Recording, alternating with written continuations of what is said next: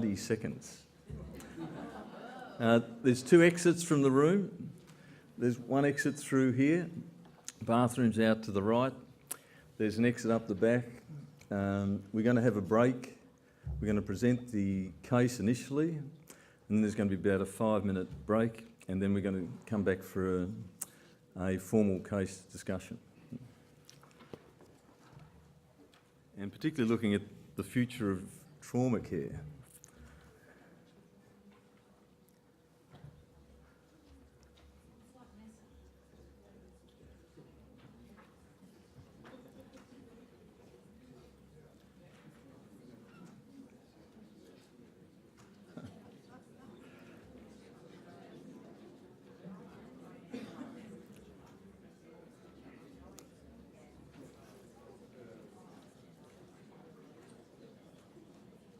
Okay. Hi, my name's Mark Fitzgerald. I'm the Director of Trauma Services at the Alfred here in Melbourne, Australia, and Director of the National Trauma Research Institute. And welcome to the Victorian Trauma Grand Round. This is a collaborative trauma education program run quarterly by Ambulance Victoria, the Royal Children's Hospital, the Royal Melbourne Hospital, and the Alfred. I'd like to thank the steering committee who've put in a lot of work to get this program off the ground. Thanks very much. I'd like to welcome the 400 attendees here present.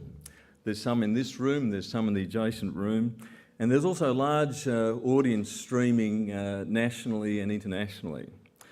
I'd especially like to thank Bill Johnson here, who's the Alfred Program Director of Surgical Services, and Bill's got the privilege of having the last word on any clinical disputes that come up tonight during the case discussion. Now, the care of the injured is a global issue, transcending national boundaries. So please join me in a special welcome to attendees in Ireland, the United Kingdom, the United Arab Emirates, Qatar, the Kingdom of Saudi Arabia, and in particular our partners at King Saud Medical City in Riyadh, at multiple sites in India, but notably our colleagues in Mumbai, Ahmedabad, Delhi, Hyderabad and Chennai, participants in China at Kunming, Longgang, Huizhou, Nimenhao, and also our guests who've travelled all the way down from the northern Chinese border from Qiqihar, welcome. And 3 very important islands that are joining us tonight, Singapore, Hong Kong and Tasmania. And without any further ado, it's my great privilege to introduce our popular and very respected Minister for Health and Minister for Ambulance Services, the Honourable Jill Hennessy, to address the audience in open proceedings. Thanks, Minister.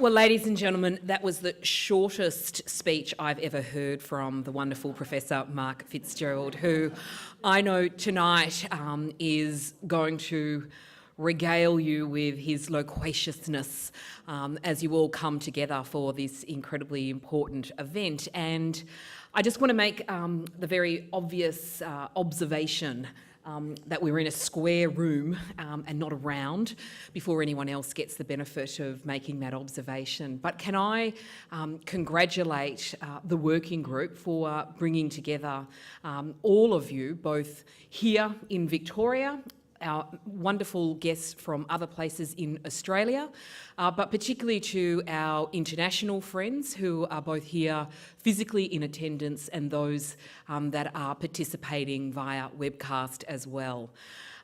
We are incredibly proud of the Victorian trauma system, and it's been in operation in Victoria for 16 years, and it's far more mature than I was ever at the age of 16.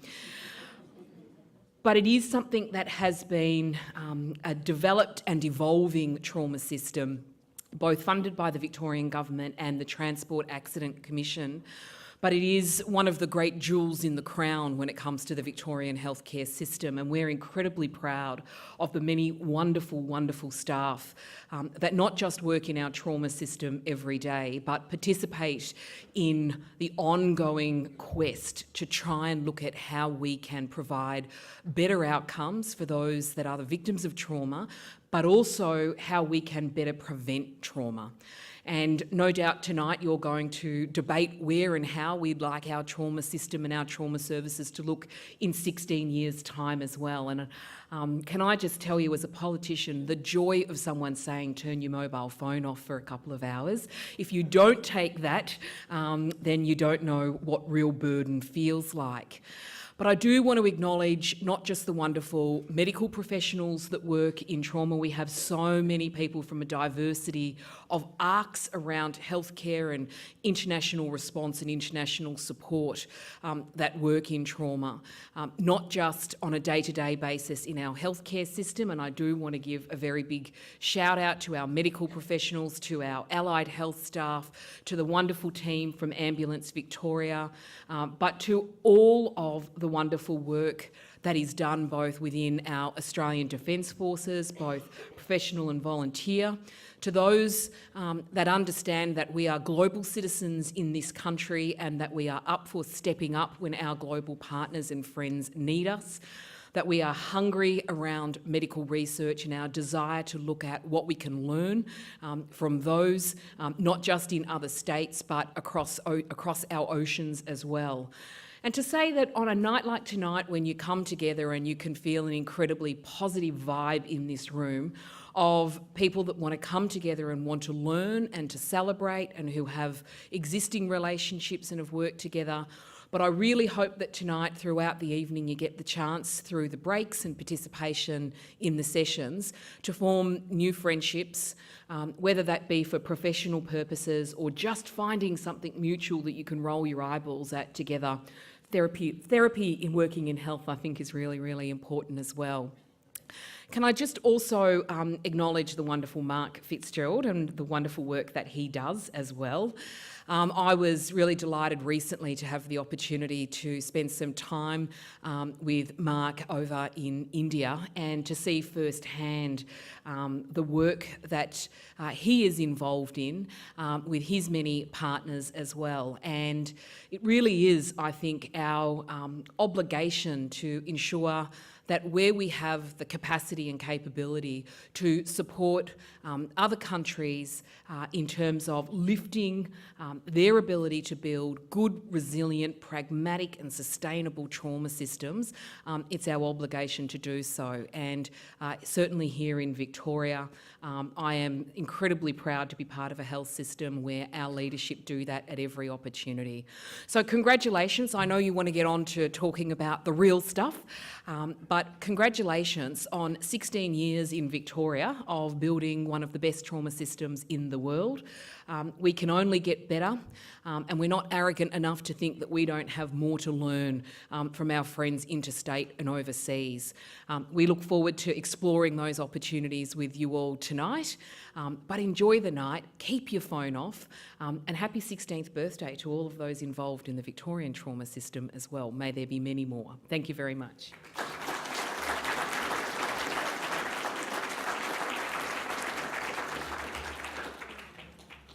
Well, thanks very much, Minister. I should also just introduce, in anticipation, Dr. Chris Broombridge and Dr. Joseph Matthew will be facilitators for this evening. Dr. Matthew is an Alfred trauma consultant who trains a general surgeon in Ludhiana in India before coming to Australia and doing the emergency medicine fellowship through the college here, and he's a trauma consultant at the Alfred. Dr. Groombridge trained emergency medicine here and at the Royal London and then came back to become an emergency consultant at the Alfred. And Chris will present the discussion around the case shortly after this brief presentation I'm going to give on an overview of the Victorian trauma system so far. So thanks very much. Now, the title is, we've come a long way in 16 years. What more is there to do? Have we got limitless opportunity, or are we starting to hit the wall? This is the Alfred Trauma Service. It's an interesting arrangement that both sides of the Victorian government came up with 16 to 17 years ago, of having two large adult trauma centres in Melbourne and one large paediatric centre, and try to concentrate the sickest patients in these facilities. So obviously that's the Royal Melbourne and the Alfred, and this is our workload. This is a nice view taken from the helicopter for our international audience approaching the pad at the Alfred, and this is our sort of trauma throughput for last year. We're 2/3 of the way through the World Health Organization Decade of Action on Road Trauma. In places like India, for instance, the commonest cause of death between the ages of 1 and 35 is a road accident. And it's the equivalent in India of 777 going to the ground every day. It's a huge burden of injury, and it's continuing to rise even though we've got this worldwide attention on road trauma. In Victoria alone, for instance, our mortality rate went up 7% last year, and although we've sort of dampened the mortality rate, we're still seeing many people surviving their actions with serious injuries. The Decade of Action for Road Trauma concentrated on 5 pillars, and in the popular press, the first 4 pillars are commonly expressed: road safety management and safer roads, safer vehicles, safer road users. But we're all involved in the post-crash response, and I just want to sort of go back over some of the data related to that, because I think there's always been a sort of selection bias in the way it's been presented. Now, obviously, there's a diverse background and skill set amongst the people here, but we all have this focus of trying to improve the outcome of our fellows who've been injured. We've done a pretty good job of it in Australia. Here's the recent worldwide mapping of injuries or deaths, per 100,000 persons, and you can see the large developing countries have got a major problem with deaths and severely injured people, and they're now starting to address that. You know, for instance, 2 weeks ago, the federal government in China announced that they were going to build 124 trauma systems throughout China, and we welcome our Chinese colleagues who've got an association with to try and improve some of these systems of care. So I think we've been fortunate in Victoria to sort of develop models of care that other people may wish to adopt. Just to give you an idea of the global problem with trauma, because it's unimaginable the size of it, but 6,000 people bleeding to death per day, and 16,500 people dying. It's a huge burden of disease, and it usually occurs in younger and more vulnerable people. We realised this in Victoria, and there was a review done in the mid-1990s through the Monash University and the Consultative Committee of Road Traffic Fatalities, including the Coroner's Court. And the conclusion was that perhaps 30 or more % of the deaths that were occurring in injured patients at that time were preventable or potentially preventable. Now I was a member of that committee, and we thought 30 or 40% was probably overstating the case, but it's good to have a positive outcome for a study. And yet in the first 6 years after we adopted this trauma system, the mortality rate dropped 50%, even greater than our best predictions. And at the time, we all thought we were doing a great job. And it's only when we examined it objectively and with the help of audit and registry data did we realise, in fact, that there were a lot of gaps that needed to be filled. Frank McDermott and Stephen Cordner led that study, and you can't argue with science. And I think a lot of us had to change what we were doing. Shift towns, shift cities, shift houses. If you wanted to look after trauma, you had to go where the action was. And in a sense, was a unifying experience as well. So the goals of this Victorian state trauma system is to make sure that the severely injured person, that right person, gets to the right facility in the right amount of time, as quickly as possible. And we need to sort of couple our resources with the needs of the population, which is expanding rapidly, if people have read the paper today. Shortly, Melbourne will overtake Sydney as the largest city in Australasia. And I only say that because I've got John Crozer from the Royal Australasian College of Surgeons Committee on Trauma here visiting from Sydney, and it gives me an opportunity to introduce him to the audience. But what we wanted a pre-programmed response to trauma and then adjust our response depending on the outcome of the patient, do it in a scientific and objective fashion, remove the subjectivity. Now, getting back to what I was saying about the reduction in trauma care and the way it's commonly represented, here's a graph since early 1950 of the reduction on a sort of per capita basis of deaths from road trauma. And you can see these common indicators, the introduction of seat belts, mobile speed cameras, booze buses, random breath testing. And you can see in the mid to late 1980s, there was this rapid reduction in the road toll. And in fact, the Victorian state trauma systems come onto the tail end of this graph, and you can see the reduction in deaths since it's been introduced. But I'd just like people to have a careful look at this, because I think they've forgotten about the fifth pillar. And one of the things that Australia did nationally in the 1980s, more than any other country on the planet, was to have the widespread use of CT scanning.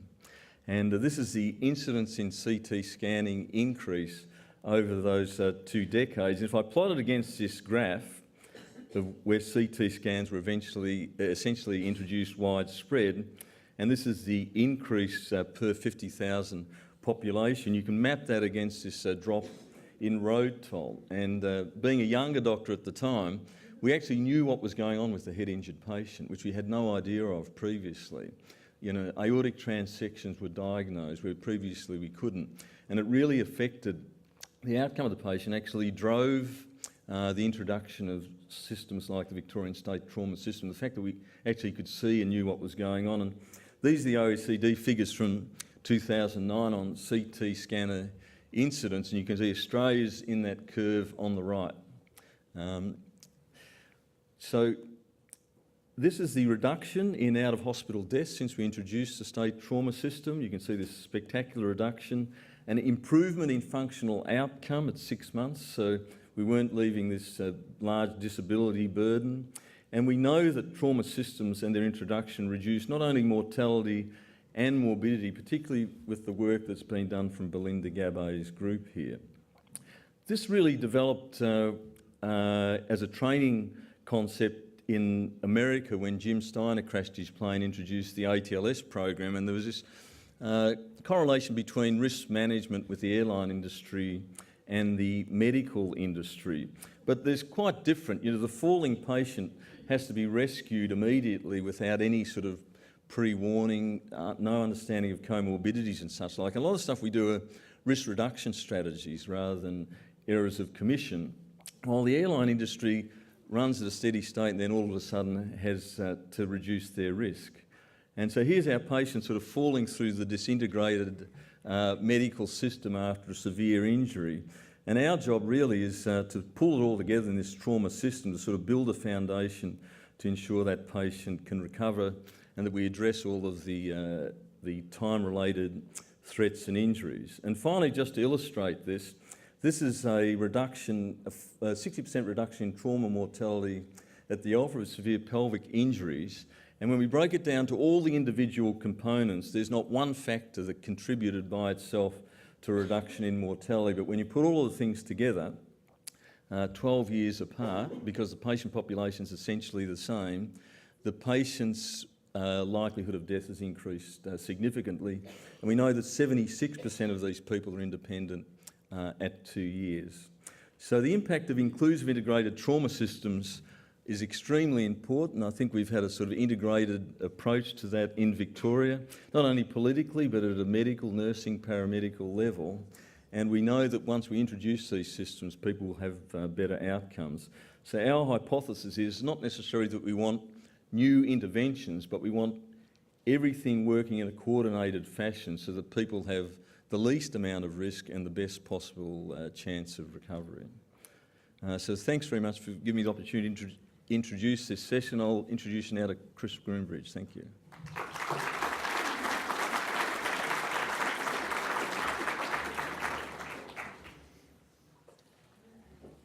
Thank you, Mark. Can I invite our first panel to come down? Thank you.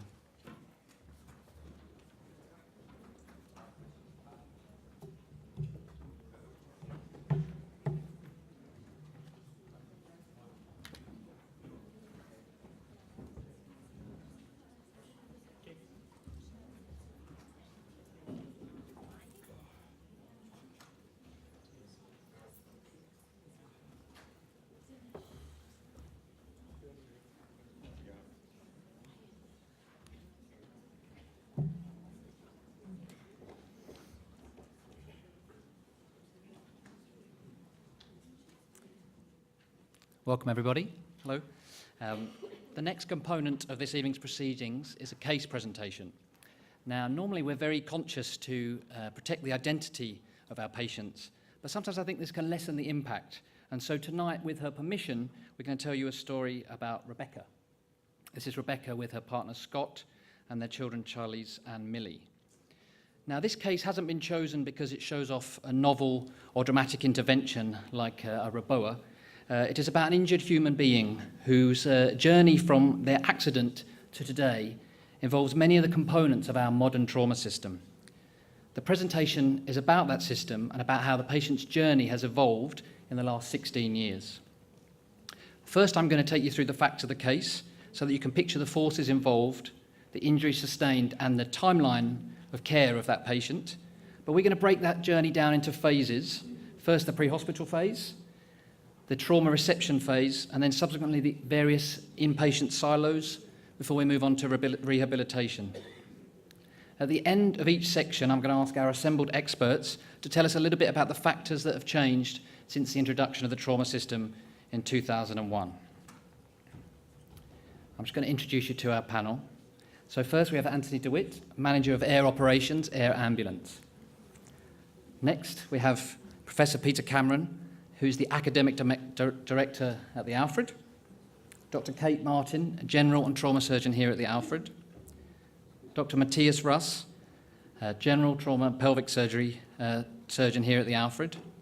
Next, Associate Professor Dinesh Varma is the Acting Director of Radiology here at the Alfred. Associate Professor Andrew Udi, who's Acting Deputy Director of Research and Head of the Trauma ICU. Dr. Sharon Ireland, one of our senior trauma nurses here at the Alfred. Dr. Lara Kimmel, one of our senior physiotherapists. And then lastly, Professor John Olver, Medical Director of Rehabilitation at Epworth Healthcare. During the evening, if you have any questions about the case or about any of the presentations, please do get in touch. This is our Poll Everywhere system. There's a number of ways to get in touch. And Dr. Joseph Matthew will be collating those questions and we'll feed them back to our expert panel later in the evening. So our story begins in mid-July last year. It's 8:45 in the evening. This is well after sunset in mid-July, so it's dark and cold. The accident occurs in Yarragon. It's 102 kilometres from the Alfred. That's about an hour and a half by road or a 33-minute flight. This isn't actually the accident, but I want you to build a picture in your head of all the extreme forces involved. So Rebecca's partner Scott was driving about 80 kilometres an hour on a dark road when a car travelling in the opposite direction at very high speed lost control, went over the median strip, became airborne and collided with the front of their car. In the notes you can read Rebecca's partner Scott's description. He said it was like a missile coming towards them before striking their car, rolling away and exploding. And actually the driver was killed on scene. Our patient Rebecca is the front seat passenger of that car. Down the left-hand side of the screen you'll see a timeline, and we'll refer to that during the presentation. So Ambulance Victoria called at 8:45, and based on that call, a helicopter is dispatched within 9 minutes, is en route at 8:54. The first paramedics on scene are dealing with two patients, Rebecca and Scott. Rebecca is alert and talking, but in pain, and she is hypotensive and tachycardic. They extricate her from the wreckage and make their assessment. They feel that she has chest, abdomen, pelvis injuries, as well as an obviously deformed left femur. The first interventions she receives on scene, she gets some IV access, some volume resuscitation, spinal immobilisation, and then she gets good early analgesia, so she actually gets 20 milligrams of morphine and 20 milligrams of ketamine. Her suspected pelvic fractures are stabilised with a pelvic binder, and a femoral traction splint, a CT6 splint, is applied. Now, I mentioned that the helicopter was dispatched at 8:54. They were coming into land at 7 minutes past 9, or actually at the patient's side at 9:15. That's just 30 minutes from the 999 call. They repeated their assessment, and they felt that she had a left-sided pneumothorax, a rigid abdomen, a pelvic fracture, a femur fracture, and that she was very cold, a temperature of 35.5. They continued their volume resuscitation. She got a total of 2.5 litres of crystalloid, and they liaised with Adult Retrieval Victoria, and a decision was made to start a pre-hospital blood transfusion, and she received 3 units of red cell concentrate. They also performed a finger thoracostomy to that left side of the chest. A large amount of blood and air was released from that side of the chest. She's then packaged for transfer. Now, this is a map of our trauma regional services in Victoria, and they had a decision to make. They're actually at the site of that red star, which is only about 15 minutes from a regional trauma service, which is Traralgon. But as we said, it's a 33-minute flight to here, which is the major trauma centre, and the trauma transfer protocol states that if you can get to a major trauma centre with a patient injured like this within 45 minutes, then that's the correct thing to do. This is actually the aircraft that transported Rebecca, and the timeline there, so the triple call is at 8:45. They leave the scene in a helicopter at just after 10:15. They put in a pre-notification call to the Alfred at 8:30, and they land on the helipad at 10:45. Now, from a medical perspective, these decisions seem like common sense. You would want to take a patient who's very badly injured to a centre that looks after people regularly who are very badly injured.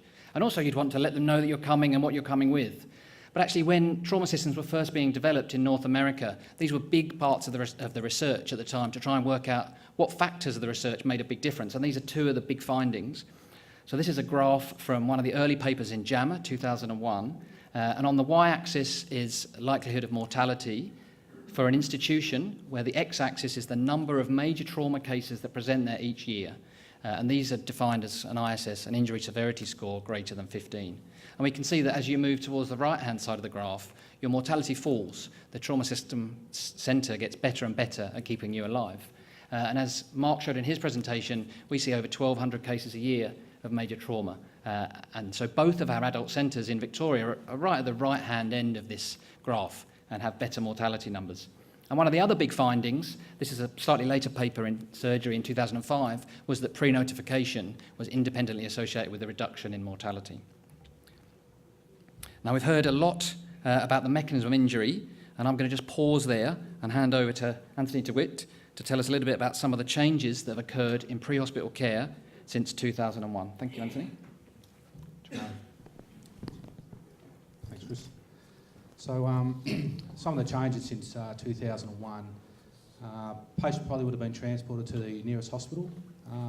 Back then, it was not uncommon to probably do an in-hospital transfer that might have sent a patient in a local hospital for some 2 hours or more before any further transport to a major trauma service would have occurred.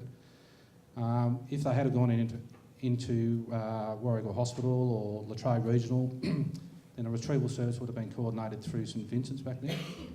We didn't have any pre-hospital blood. We were pretty fluid obsessed, and in actual fact, we'd only not long transitioned from still using colloids. So this patient would have received both Hartmann's and Hemaxel. We were restricted to morphine. In actual fact, we're not long transitioned from an intubation point of view, where we used to do sedate and intubate. So we would have actually been using morphine and Valium to sedate and intubate this lady, and then would have been followed up with pancuronium after we would have secured the ETT. Our needle decompression was actually only indicated for pre-arrest patients, and we'd actually only just transferred into using local anaesthetics for some of our patients, so we could intervene earlier, but that only occurred in around 2000. Get that right. Back then we only had 2 HEMS, so if this case actually had have occurred at somewhere like Bendigo, it would have been a 40-minute flight. Aircrafts were slower. Now we have an aircraft in Bendigo. The only 2 hospitals in the state that had trauma services that had helipads was the Royal Children's and the Alfred. And the Royal Children's is out the back in Gatehouse Street in the local park. We had limited pre-hospital research, limited MICA resources in a regional area, where now it's statewide. And we didn't have any pelvic splints, so we would have actually been using a sheet to wrap this lady's pelvis up and to try and tamponade any hemorrhage. Back then we had no 24-hour flight coordination centre, so once we got a task in at our flight coordination centre, if an aircraft went from Essendon, we actually used to divert the phones and then wander off on our merry way, and any calls were handled by the communication centre in the city.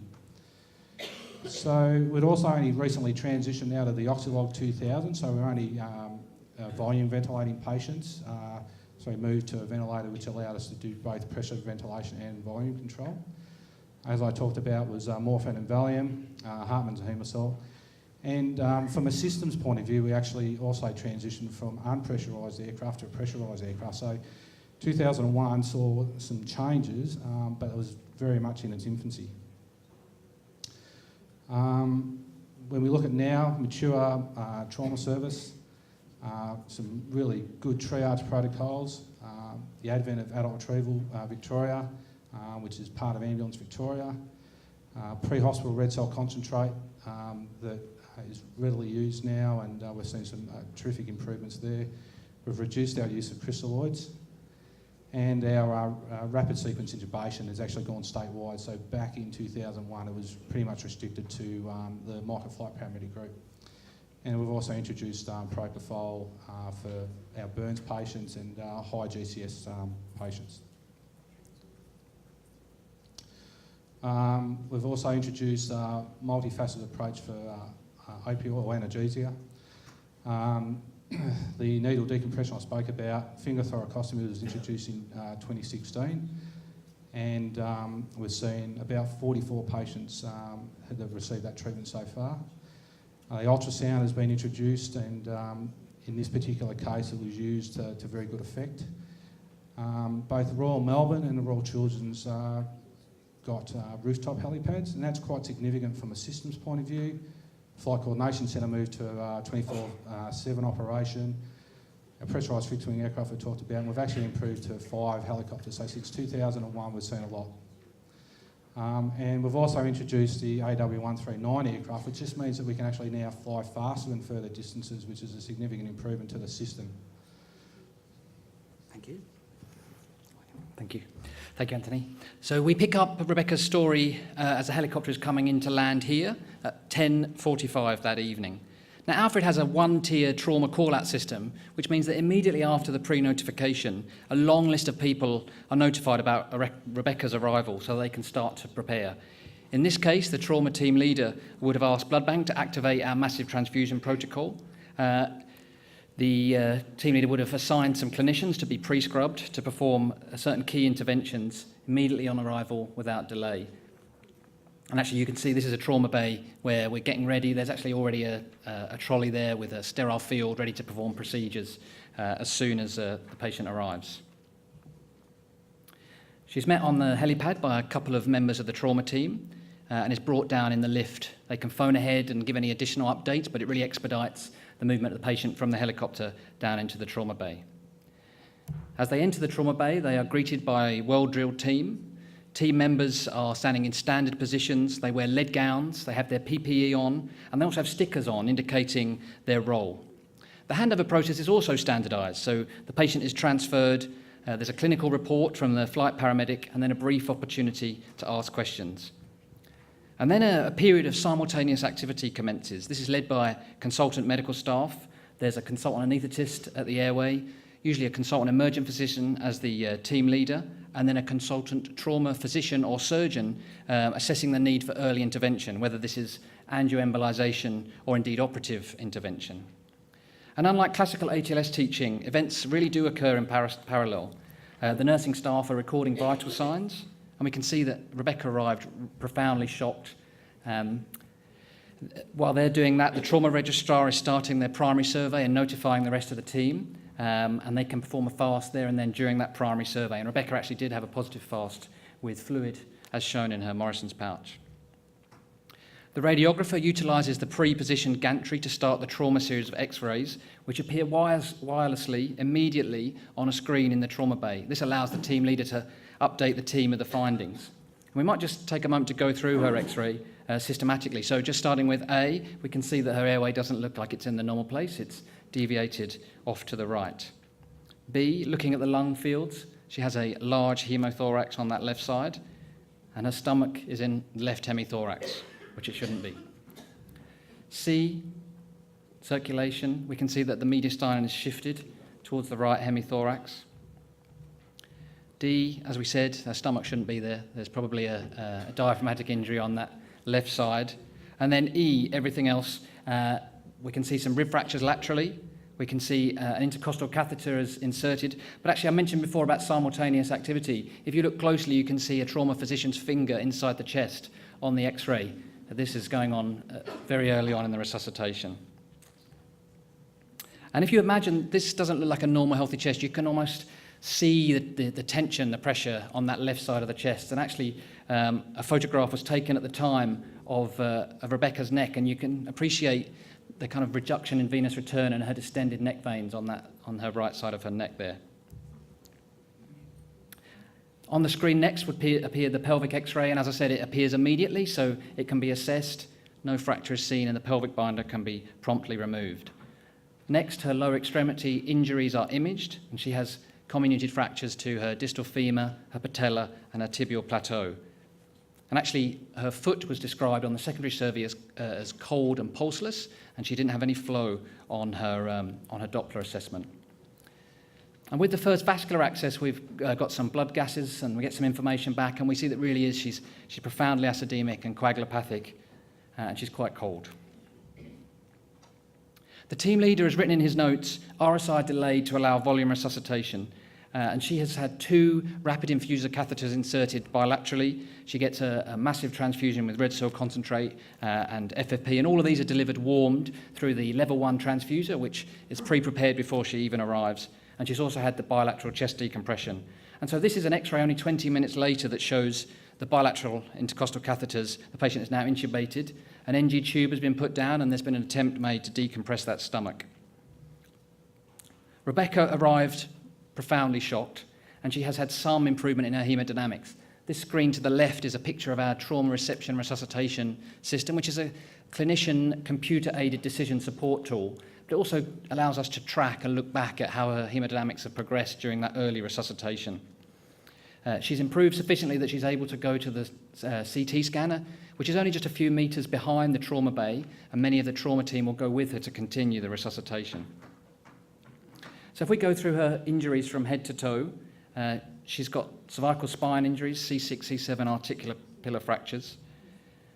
She's got chest injuries with bilateral pneumothoraces and an extensive left hemothorax on the left side. Sternal fracture, multiple rib fractures down that left side. The hemidiaphragm rupture, as we saw.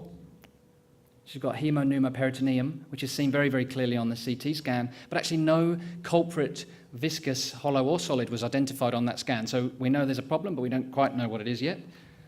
She's got some lumbar spine fractures, a olecranon fracture on that left arm, and the fracture that we saw on the femur. But actually, she went on to have CT angiography of that whole limb during that initial CT scan, which showed an occlusion to her popliteal artery on that side. So I'm going to pause there, and I'm going to ask Dinesh, actually, just out of sequence, to tell us a little bit about imaging in trauma care. Is that imaging in 2001 or 2017? 2017, please. Thank you. First. Thank you very much. I think I can very proudly say that we are one of the best trauma centers in the world, having a lot of the imaging facilities within the trauma complex and a service that we provide 24/7. You mentioned about the vicinity of the CT scan, which is extremely important to have it within the trauma center. You can even take across unstable patients and get a total thoracotomy, laparotomy, craniotomy, radiologically. So that's the big advantage. Having the digital X-rays within the trauma base provides that the promptness of the imaging for some of the critical parts of the body, particularly for chest X-rays and pelvic fractures. We can certainly extend that to encompass some of the appendicular fractures as well. It doesn't end there, because in this case, for example, the fact that there was an occlusion of the popliteal artery was also diagnosed on a CTA rather than having to do a Doppler examination or taking them for a catheter angiography. So almost every injury can be identified very promptly within minutes of the scan being performed. And we are fortunate to have radiology staff on site that can look at the images and provide that information. pretty much in real time. And not only that, also assist with some of the decision-making process in terms of what needs to be done first, second, third, fourth. And that's a big advantage to have that kind of integrated service. And I think Mark very rightly mapped the growth in CT utilization against the reduction in the trauma mortality. I'm not sure what the message was you're trying to say, but it is pretty obvious. And maybe that's the reason that we're getting a second CT scanner in our trauma center. So we might see a further reduction in trauma mortality just by scanning them. So I don't know whether we need anybody else to assist us in the trauma care, but certainly a second CT scanner will go a long way. So yeah, that's my kind of view on the trauma care in radiology in 2017. Thank you. 2001? Oh, so you want to go back now in memory lane? Yeah. Okay, so let's go back into memory lane. Sometimes it's easier to talk about the past than to predict the future, particularly in radiology, because we sort of advance so quickly that it's very hard to keep up with not only the technology and the equipment, but also with the funding that the government provides to provide that level of care with the advancement in technology. So going back to 2001, and this is pretty much very much home for me because that's when my journey started in trauma radiology at the Alfred as well. So I've been very much part of that journey. So at that time, we were still the state-of-the-art center in the world, taking into account what we had in the trauma center. So we had a CT scanner right there in the trauma center. It was a 16 slice, which was pretty much the generation of scanner that most advanced teaching hospitals would have in their facility. And we had plain X-rays within the trauma bay that was still available. We still had interventional radiology services, but the role of the interventional radiology was very limited. The difference was obviously, even though having the state-of-the-art technology, things were very different from what they are today. So for example, you showed us the images that are being acquired and wirelessly being transmitted to the monitors within seconds. Those days, I mean, I'm sure some of us here will remember, there's a lot of young people in the crowd, so you might not even know what happened in those days. The radiographer would come in with a cassette that was loaded up with a film, expose the film, walk away to the dark room, and God knows what they did in the dark room, but they came out of the film. And that film, if they had done it properly, and depending on the experience, would provide a very good quality image. Or you could go the other way and have a completely white or a dark film with nothing to see, nothing to make a diagnosis on. That took time, and that delayed some of the decision-making processes. So we still depended a lot on making the clinical assessment, putting chest tubes in when you had to, and whatever you had to do. The CT scan was also very slow. It took a lot of time to acquire the images. You had to do them in different body parts. The reconstruction was very much a manual process, so the spines had to be done in segments. So we did the cervicocranial junction, then did C2 to C5 and C5 to C7. It was really a pain at the time, but we're very happy because we could still see images. So most of the injuries that Rebecca had would have been diagnosed on our plain films and on the CT scan, but would have taken much longer. We wouldn't have been able to do a CT angiography because we didn't have the technology and the speed of the scanners to be able to capture the contrast in the arteries to get a good quality image. So that would have had to go to interventional radiology. The role of interventional radiology was very limited at the time. We didn't do much damage control. A lot was left to colleagues like Kate and Bill Johnsons to manage. And then we would look up the complications that they had as well. So those things are a bit different. MRI was very, very limited. The role of MRI was very limited, so we would only do them when patients had very established deficits neurologically. But now we would do them for various other indications. So it was a different world, but we still provided a very good level of radiology services, and we're still proud of what we did at the time in 2001. Thank you. Thank you. Thank you, Dinesh. So in terms of interventions, this slide is a printout from that TR&R system I mentioned, the decision support system, and it basically gives us a time-stamped list of the interventions. So by 12:51, Rebecca had the bilateral drains, intubated, bilateral rapid infuser catheter lines. She's been transfused 12 units of packed red cell concentrates, 8 units of fresh frozen plasma, and 2 pools of platelets. Rebecca left the emergency department at 12:51. And she's actually improved somewhat. Her pH has improved, as has her lactate and her coagulopathy. But I'll just pause there, and we'll hear from Professor Peter Cameron about the way the emergency department has changed its care of trauma patients since 2001. Thank you, Peter. So I'm starting in 2001. Yes, please. Okay. So not much has really changed in the last 16 years. But then again, everything has changed, as Mark said, because the tools that we have haven't changed much at all. They've got a little bit better. The way we use them's got a little bit better. The way we coordinate them's got a little bit better. But we could still image things. We could still give blood. We could still put in tubes. We could still immobilise. We could do all those things.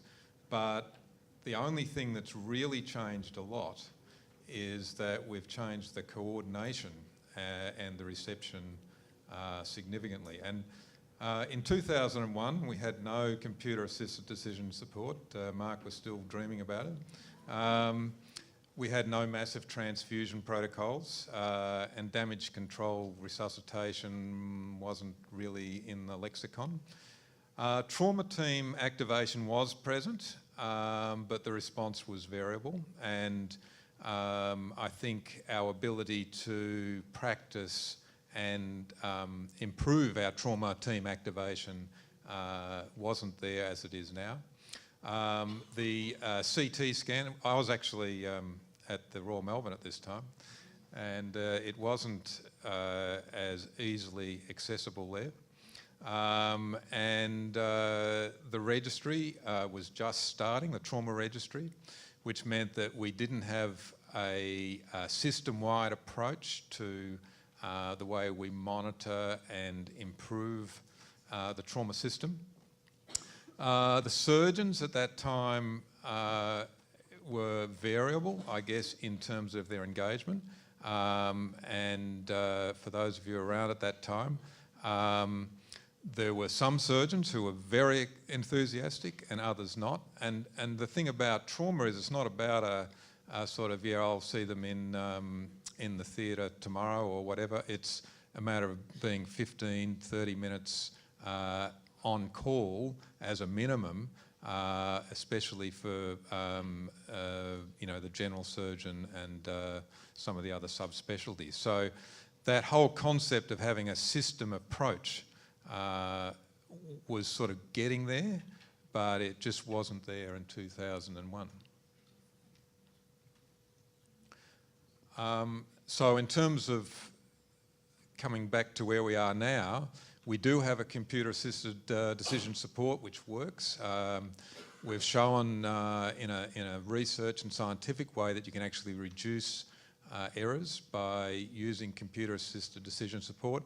And I think there's a long way to go with that, and Mark is working to refine that, to make it more accessible.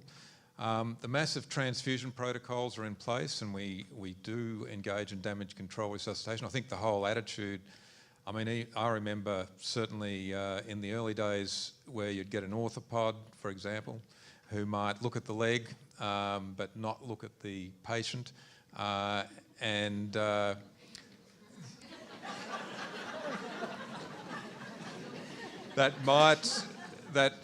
That just does that, and I did actually witness that when I was at the Alfred earlier on. I mean, it sounds funny, but it's actually true.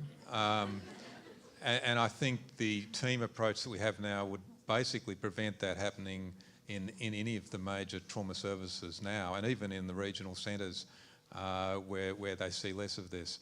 Trauma team activation works, and we document that, we watch it, and we refine it. So that works well.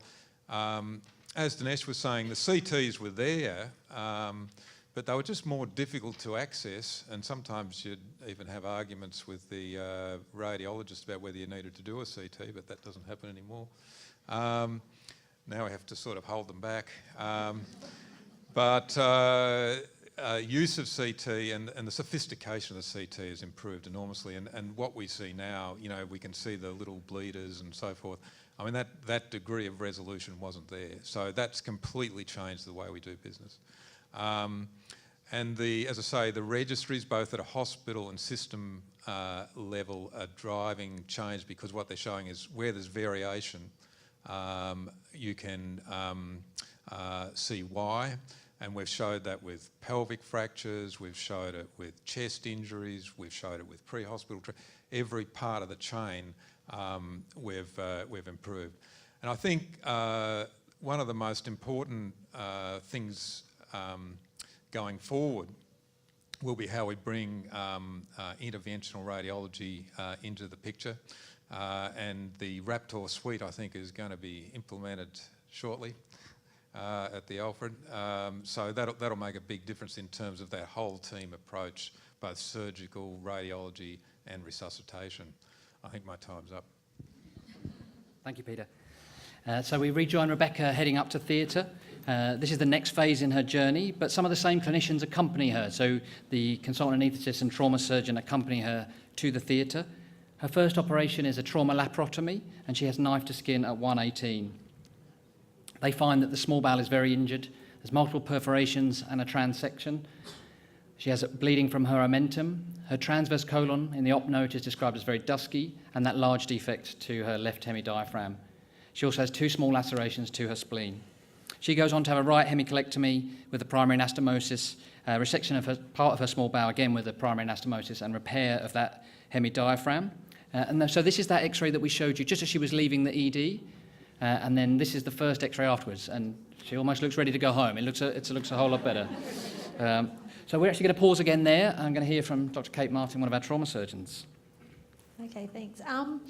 I think looking at how things have changed over the last 16 years in particular and what we focus on now as surgeons, first of all, I think we wouldn't have had a patient to actually operate on 16 years ago. And much of what has influenced the surgery, not just as a general surgeon, but Matthias will talk about the orthopaedics, is the physiology of the patient is completely different.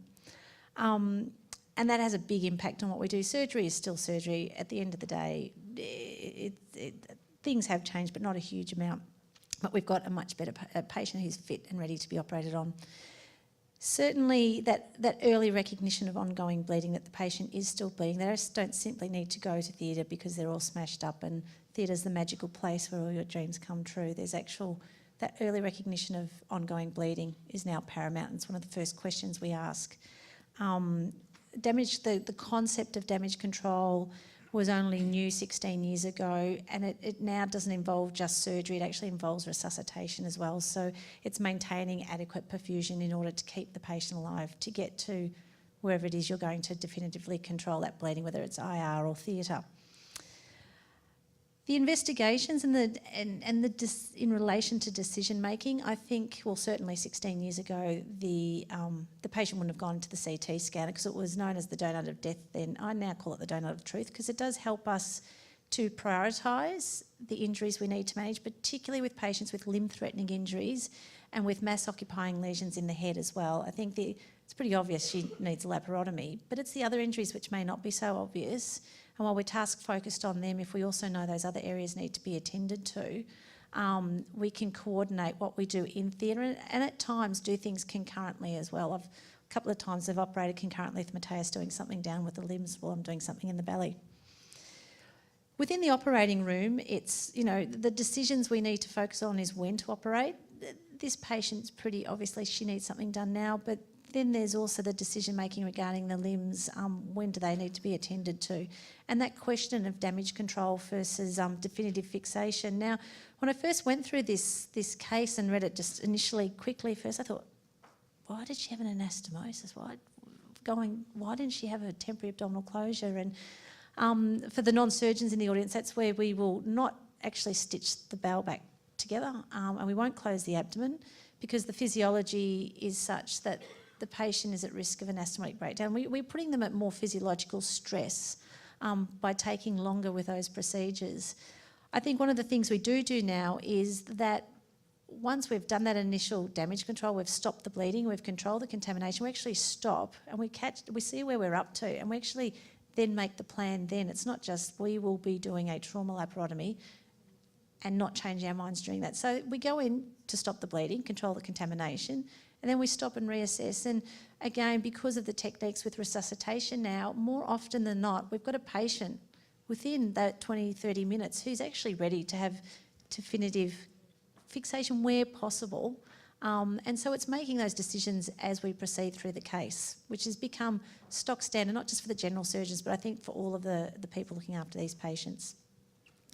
Prioritisation of multiple surgical procedures too. This is something that all surgeons are involved in, and anaesthetists as well within the operating room. It's not the general surgeon's job to come in, do the laparotomy and to clear out and leave the rest of it to somebody else. It's about knowing what I need to do in the belly, but seeing that the foot is cold, it has no pulse, and I know from the CT that there's a problem there. So getting the orthopaedic guys in and the vascular surgeons to do what they need to do at a point where it's safe for them to do it, whether it's concurrently with me or as soon as I'm finished. So taking that leadership role, and as general surgeons, I firmly believe this is our job, particularly when the patient's in theatre, and we are the coordinators of this. And while we may not, for some of these patients, actually operate on them as the primary surgeon, we do need to help coordinate the other surgeons and help to prioritise the management of those injuries. Just going into a little bit more detail, severe hypotension pre-hospital, despite intervention, despite chest decompression and volume resuscitation, we know this patient's going to need some sort of intervention early. So the surgeons hopefully are there as the patient arrives more often than not. I am going to be honest and say we're still a long way off having particularly general surgeons being proactive and being there for every one of these patients. It's still not a sexy specialty. It's actually not recognised as a specialty by anybody other than, I think, the orthopods. I don't think any other college or society actually officially recognises trauma as a specialty yet. We're making moves, aren't we, John? John Crows is in the audience, you know what that means. The investigations, yes, we have our CT scan. Having a fast CT scanner co-located, we still have to be careful who we put in there. But we want to make sure that we get all the information we can to treat them as quickly as possible in the long run. And don't forget the simple tests such as blood gases, and the use of fast has revolutionised what we do. Not touching that. Is that you or me? When to operate. Early control of bleeding is paramount, but also control of contamination and limb salvage. I've spoken about damage control versus definitive fixation. We want to control the bleeding and contamination, and if we are going to do that, we need to consider whether we temporarily close the abdomen. In this patient, we didn't need to do that. The prerequisites for definitive care existed in this patient. Her pH had been returned to normal. She was warm. She was physiologically fit to have those procedures done, and it was done by a senior surgeon who was able to actually do it in a timely fashion as well. And I've spoken about prioritisation. That's Thank it. you, Kate. This is just an image I mentioned before about the CT scan and the perfusion showing that popliteal artery occlusion. The vascular surgeons went in and repaired that popliteal injury before the orthopaedic surgeons operated. So at 8:51, the orthopaedic team performed their damage control procedure and stabilised her lower limb fractures with a spanning external fixator. She's been in theatre now for 9 hours. She's received a further 4 units of red cell concentrate, 2 of FFP and 1 of platelets. But as Kate mentioned, there's been some normalisation of her physiology. pH has improved and her INR's coming down. They've managed to warm her in theatre. Before we move on, I'm going to ask you to pass the mic on to Matthias, and we'll hear a little bit about how orthopaedic surgery has changed in the last 16 years. Yeah, I think that 3D reconstruction we see here sort of shows a lot of improvement. Sort of in 2001, we would have had our Melway on the passenger seat and navigate ourselves through Melbourne, and with a lot of swearing and bad words, not finding where to go. And now we gather that information very quickly. I'm a very impatient person, so for me it's fantastic to have those information quick, to have it accurate, to have an accurate plan. And so I agree with Dinesh and everybody that the CT made a fantastic difference to us to be more accurate, and we should recognize that. Also, in our specialty, a lot of people say that normal X-ray do show you what you need to know. It's not true. It's just more accurate, it's more advanced. We can plan our procedures. So what has changed in our care? So we have multiple consultants are present, so we actually know each other. I talk to Kate and I talk to Mr. Cox, and we make a plan who's first. And also with all the improvements, sort of there is no stress, there is no yelling anymore. We treat each other with respect, and we all had our learning journey in that. And I think that adds a lot to treating patients more effectively for all of us. We have obviously a trauma department which is well coordinated and coordinates the patients for us, gets the multiple consultants notified, and we can well communicate. We have mobile phones. We don't have to go from the phone to the pager and ring back, get more information. We can straight ring Dinesh and say, hey Dinesh, what do you think about that? Is that really something like we have to look at? Or I can ask the cardiothoracic surgeon, and they can access it at home if they're not present. The information is actually 24/7 available because it's online, and I think that makes a massive and huge difference. So it's like we have a modern CIA system, so we really investigate everything. We have a lot of information to make our decision making, and also in the management of bleeding and surgical management, we have resuscitation protocols, we have advanced implants, we have carbon fiber tables. I do a lot of pelvic surgery, so we have a carbon fiber Jackson table, so we don't screen our own bodies with those metal rails. We can actually have 3D reconstructions with modern image intensifiers. We have tranexamic acid, which I think makes a huge difference in bleeding patients. Reducing the morbidity.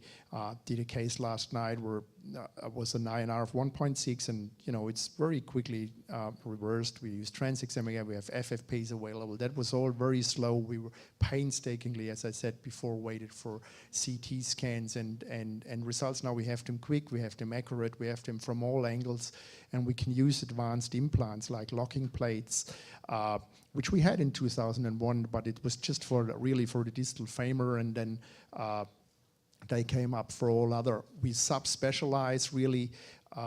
We have interest in pelvic surgery and trauma surgery, and we recognize that actually trauma surgery is a special interest. So not everybody who's doing bunions can do trauma surgery. It's just not working out. And look, it's understandable. Don't want to talk bad about the foot surgeons. After all, we need them. But I just want to say it's a fair cry away from doing effective trauma surgery. You have to be decisive and make your decisions really, and experience helps a lot. If you do a lot of pelvic fracture, do a lot of trauma, we understand we do it better. That's the reasoning for subspecialties. That's the reasoning of people doing a lot of bunions, because they do them better. And so that's really important. Interventional radiology is available. We're waiting eagerly, obviously, over Raptor system to have better access, to do it all integrated. We manage our soft tissues better. We have topical negative pressure therapy. I remember, actually, my former boss started with that in 1994, and it was exciting to see that soft tissue management suddenly emerging. So we don't have to worry about dressings. We put a VAC dressing on, and so the soft tissues are sort of stabilized. And as I said, we have subspecialties, trauma specialty. The imaging, I mentioned that before, is quick, accurate. We have 3D reconstructions. We can see it from all angles. And so I think the tools, it's a huge, massive improvement since 2001. We heard all about this integrated systems, and I think it's the right way forward what Mark does with that decision-making system. And that will come in not only in ED, I think it will be in surgery, it will be in orthopedic surgery, that we have really patterns and guidelines where people are guided what to do, what's the next step. Because in stress situations, we all can do mistakes. So having a routine is extremely helpful, because we don't have to think. We have a routine. Of course, we have to think to some extent, but the routine helps us to navigate us through those uncertain waters. Thank you. And in 2001, I basically mentioned that already. What we didn't have and what we have now, we didn't have those protocols. The imaging was painstakingly slow, but still we had it, which was great. And we were relying on printouts. They got lost. Couldn't have them the next day. You had to do them again. I remember the ward rounds with the boss where you didn't find the X-rays and you were flogged for half an hour not having them. And so it's a real problem. We have that. We take that all for granted, but I think having 24/7 access to all the information improves it significantly. Thank you, Matthias. So this is the intensive care unit here at the Alfred, and Rebecca arrives here at 11 a.m. Up until now, our timeline has been measured in minutes and hours, but Rebecca now begins her longer journey of recovery that will be measured in days, weeks, and months. She still receives very thorough care, and indeed by lunchtime is seen on several consultant ward rounds. She's seen by the vascular, the cardiothoracics, the ICU and the trauma team all by lunchtime. She's only been back for an hour and a half. The allied health professionals start getting involved very early as well. The dietitians start total parenteral nutrition that day whilst her GI tract is recovering, and the social work team make very early contact with Scott, her partner, who himself is an inpatient due to the trauma that night, and start making plans for the first of many family meetings. Rebecca has her 2 children at home who are with the grandparents, and so they start trying to coordinate those early family meetings. Over the coming days in the intensive care unit, there is an attention to detail that ensures that she has the best chance of recovery and that complications of her injuries are avoided. Seriously injured patients like Rebecca are at very high risk of venous thromboembolism, and actually Rebecca had a subsegmental PE within that first 24 hours of injury. So the intensive care team call the ultrasonographers to the unit, and a below-knee DVT is identified on day 2, and she's taken down to the angio suite where an inferior vena cava filter is inserted. On day 3, those cervical spine fractures are further assessed with MRI scanning, which reveals additional tears to her anterior longitudinal ligament, posterior longitudinal ligament, and interspinous ligament. And so the next day she then goes on to have a halo brace fitted, stabilising her spine and allowing her to sit up in bed. On day 4, she returns to theatre for stage management of those orthopaedic injuries, undergoes an open reduction internal fixation of that left olecranon fracture, as well as that distal femur. On day 5, she has her remaining chest drains removed and is extubated and is able to sit up in bed and communicate more freely with her family. She's been in the intensive care unit for 6 days now and is ready to be transferred to the trauma ward. At this point, I'm going to ask Dr. Andrew Udy to give us some insight into intensive care changes over the last 16 years.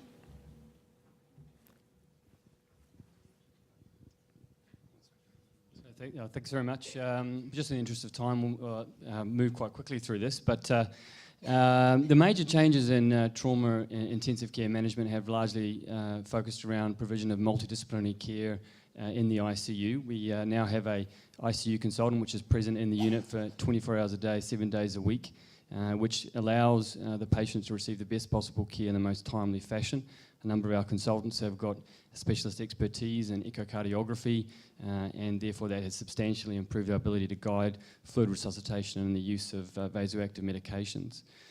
We have a very close liaison with the trauma service, which ensures that we can get the patient back into the operating theatre as quickly as possible for stage surgery, as well as coordinating other aspects of their care.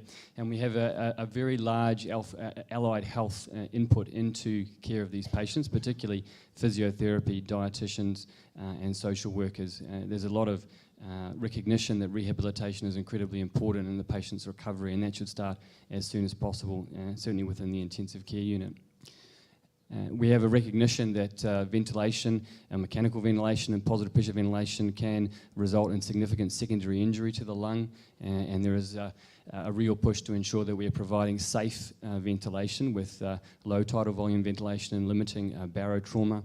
From that point of view, we have a focus on providing analgesia rather than just sedation, with the emphasis being that we should set the ventilator to fit the patient and not simply iron out the patient with large doses of sedation and or muscle relaxant just to simply facilitate ventilation.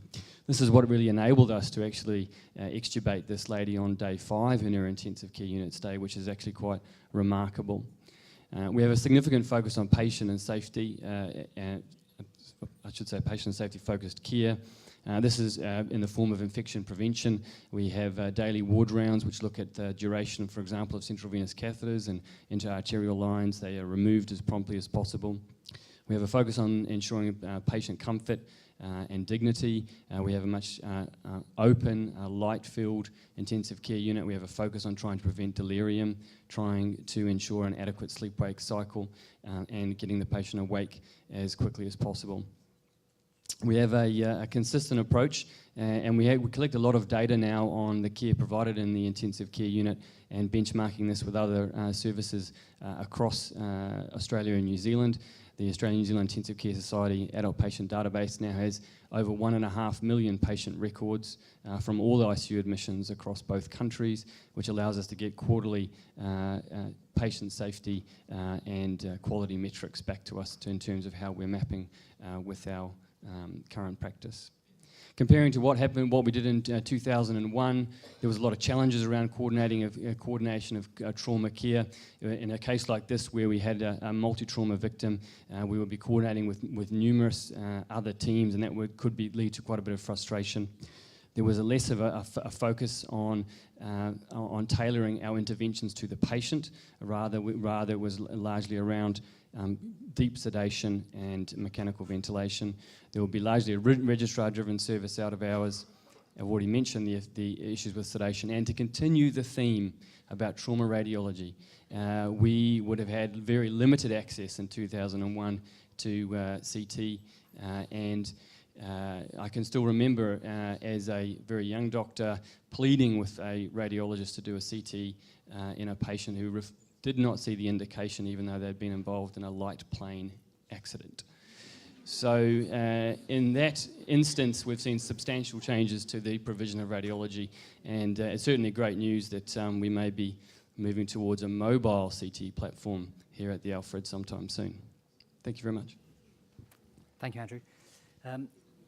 Reading through the notes, there is a real dedication to Rebecca's recovery from all team members.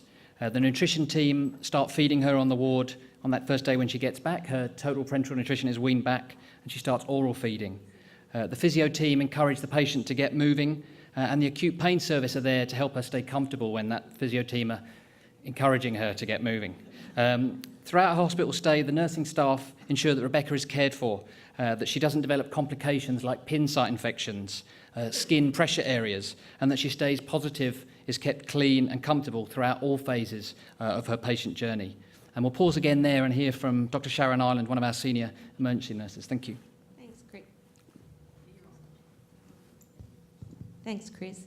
And thank you for just mentioning nursing input into the care of Rebecca, because across Rebecca's management and recovery were emergency nurses, operating room nurses, intensive care nurses, trauma ward nurses, and yet to come rehabilitation nurses. So I'm going to talk on caring, cognizance and competence across nursing. Nursing holds a unique position from a professional perspective, as we are the only profession that remains with the patient 24/7. We, as a group, not only have the expertise and technical skills to provide for our patient care, we also have the privilege to care for them. We are present with them from the time that they arrive at hospital until the time that they leave. We explain things to them. We provide them with timely pain relief. We answer their questions at times when they are scared, in pain, and in shock. We provide empathy and respect. We recognise the patient and their family as individuals. And although at times there are other priorities, the patient remains central to all that we do. Because my specialty is emergency nursing, I'm going to focus on how emergency nursing has changed between the introduction of the state trauma system and 2017. And like Peter mentioned, when I talked to my colleagues and asked them the question, how have things changed? Not much really has changed. So what I can say about cognizance is having an awareness of what's coming, how can we prepare our environment. So pre-hospital notification and the use of MIST is really integral to our information that we require to get resources available, to activate the team, to let the team know what their roles are, what the expectations are. With the introduction of the trauma reception and resuscitation, our lives have changed dramatically. The nurse team leader within the team that is receiving the patient is responsible for putting the data into the trauma reception and resuscitation computer software program, which guides us all in our priorities and how the team is going. It provides prompts to us which are very vital to the care that the patient receives. The other thing that's really changed in the time that I've been a trauma nurse here at the Alfred, is the way we go about our business in teaching people, how we train together. So we've had the introduction of trauma interdisciplinary simulation training, and we're very fortunate to be supported in the emergency department by our leaders to allow the nurses and doctors to share together and train together. And our focus at that stage in that training is all about the human factors. What leads a team? How do the members get together, and how do we stay on the same page? So that's really integral to how our teams all work together. Competence. So competence is about having the required skills to do the job. We mentioned about Rebecca requiring activation of the massive blood transfusion, and others have spoken on that already. But in 2014 in the emergency department, there was a program introduced for nurses really, or for anyone that's going to be going through blood checking processing, but to give us dedicated time, uninterrupted, so that we could actually check blood products in a safe and robust way. And we use that process, and you can see the red vest there. It's an alert to everybody that please don't interrupt. This is really important. The other thing that's really exciting, and it is again a team approach, is the procedural interventions that are required at times that are very stressful and are in time-critical situations. And how do we support each other to be able to do that body of work? So over the years, nurses have attended thoracotomy workshops invited by the trauma unit, that process is now very formal. So not only is it emergency nurses, it's our operating suite nurses who share that with our medical staff. So we're all on the same page, and we can anticipate and plan for that unexpected time that we might be doing a thoracotomy in the trauma centre. And Kate mentioned that Rebecca was warm in surgery. Out of the consultative committee's review on potential injuries, etc., back in 1999, there was one thing in amongst all of the preventable stuff that nurses could do, and that was manage temperature. And with increasing nurses getting their degrees and PhDs and doctors of nursing, we're seeing nurse-led research into trauma management, which is really an exciting place. So we recognise now how important it is to actually record a patient's temperature, and if they're cold, to manage it. And we have to optimise the patient's presentation to theatre and along into intensive care as well, so that they've got the best chance of survival. So that's another innovative thing that's occurred over the years. One more. I'm getting the wind up now. Anyway, so we've seen a lot change, but there's also a lot that remains the same, and I think there's a lot happening into the future as well. So thank you. Thank you, Sharon. I'll get you to actually pass straight on to Dr. Laura Kimmel, and we'll hear about trauma physiotherapy over the last 16 years. Joseph's having a heart attack over there. Yeah. And my eyes aren't good enough to see the screen because I was around in 2000, so it ages myself. I based my talk on a then talk that I wrote on those overhead projector things back on the days when Lou Niggemeyer was a nurse on 2C, on a very similar patient actually. So back then there was no trauma physio team, and there was certainly no continuity of care for the trauma physio. So the patient saw a different physio in ICU, on the ward and ongoing. Rebecca saw the same physio in ICU from the very first day, saw her through to the ward, and also interestingly saw the same physio when she came back to have metal removed down the track. So there's a really nice continuity of care for the physiotherapy team. There's also a very structured physiotherapy assessment now that we certainly didn't do back then, and that's a picture of our structured physio assessment based essentially on missed injuries. Back in 2001, or the talk that I did actually in 1999, we were very slow to establish surgical restrictions, and that was really based on the fact that surgeons we didn't have mobile phones, and finding a surgeon was very difficult. Nowadays, with this girl, we wanted to take her back slab off to start moving her elbow, text to Matthias, no problem, done in a 3-minute transaction. In terms of rehabilitation begins at the roadside, as per the Rotes report. That certainly didn't happen back in 1998. We were very slow to initiate rehabilitation, and In fact, with the patient I saw back then, we used a continuous passive motion machine to move his knee, which subsequently we've done evidence for to suggest that really doesn't work. So now our rehabilitation philosophy is evidence-based and early rehabilitation from the intensive care unit. The other thing that we do much quicker now is actually our referral to rehabilitation. So the decision is made early for rehabilitation versus home, and that is put into place very, very quickly. In terms of outcome-based care, in 1999, when I wrote the talk, we certainly didn't do any outcome measures, whereas nowadays all patients seen by the Alfred Physiotherapy Service gets an outcome measured based on their function every single day.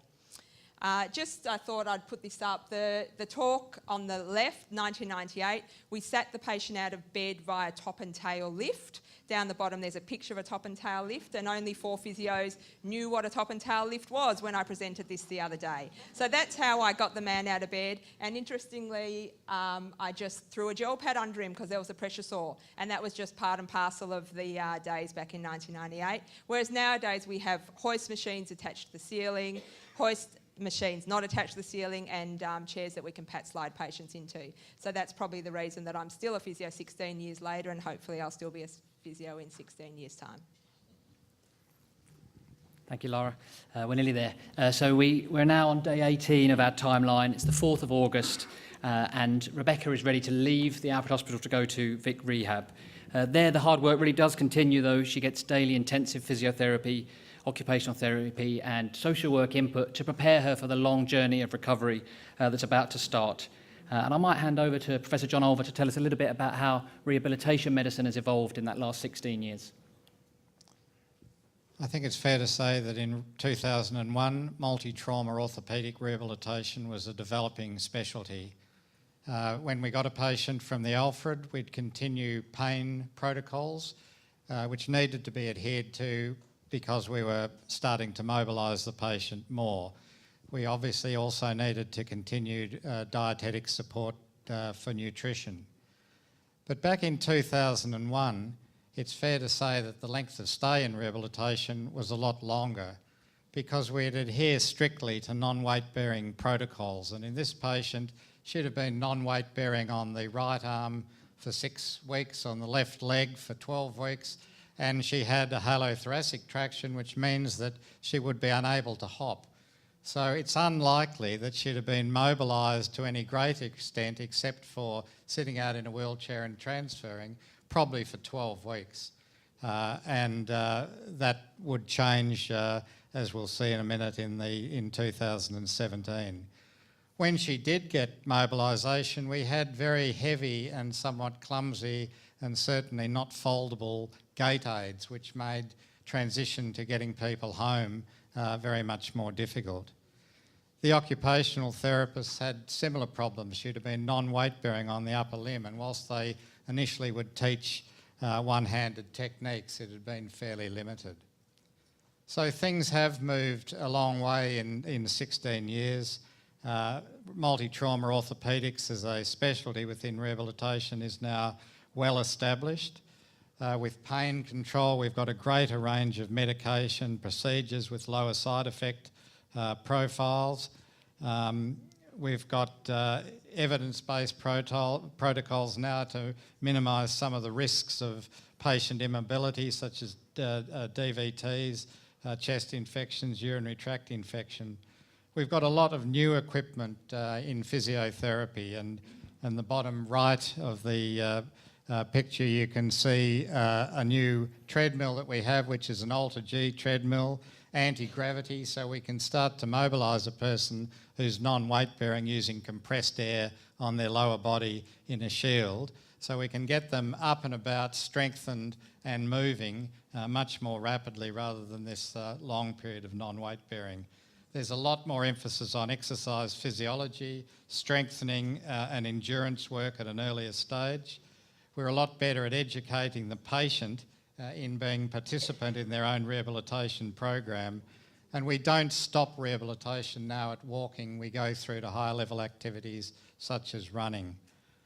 And finally, but perhaps most importantly, there's a lot more emphasis now on how the patient has felt about the whole experience, because in rehabilitation they get time to reflect, and in this case someone who had her own hairdressing business, married 2 children, and suddenly is in a new world, and it takes a long time to get over this. So we've got clinical psychologists now attached to our multi-trauma team with much greater availability than 16 years ago.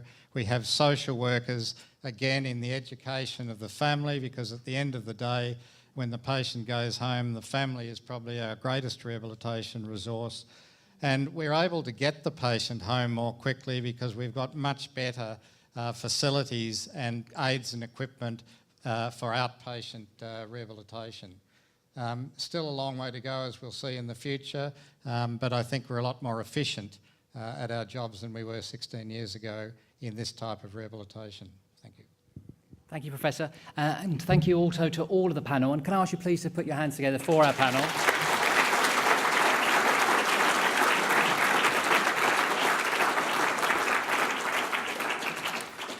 Now, Rebecca couldn't make it along to this evening's presentation, so we sent one of our trauma physicians, Dr. Helen Sturgio, to visit her at home, and we have a little video of the journey that you've just heard about, but through her eyes.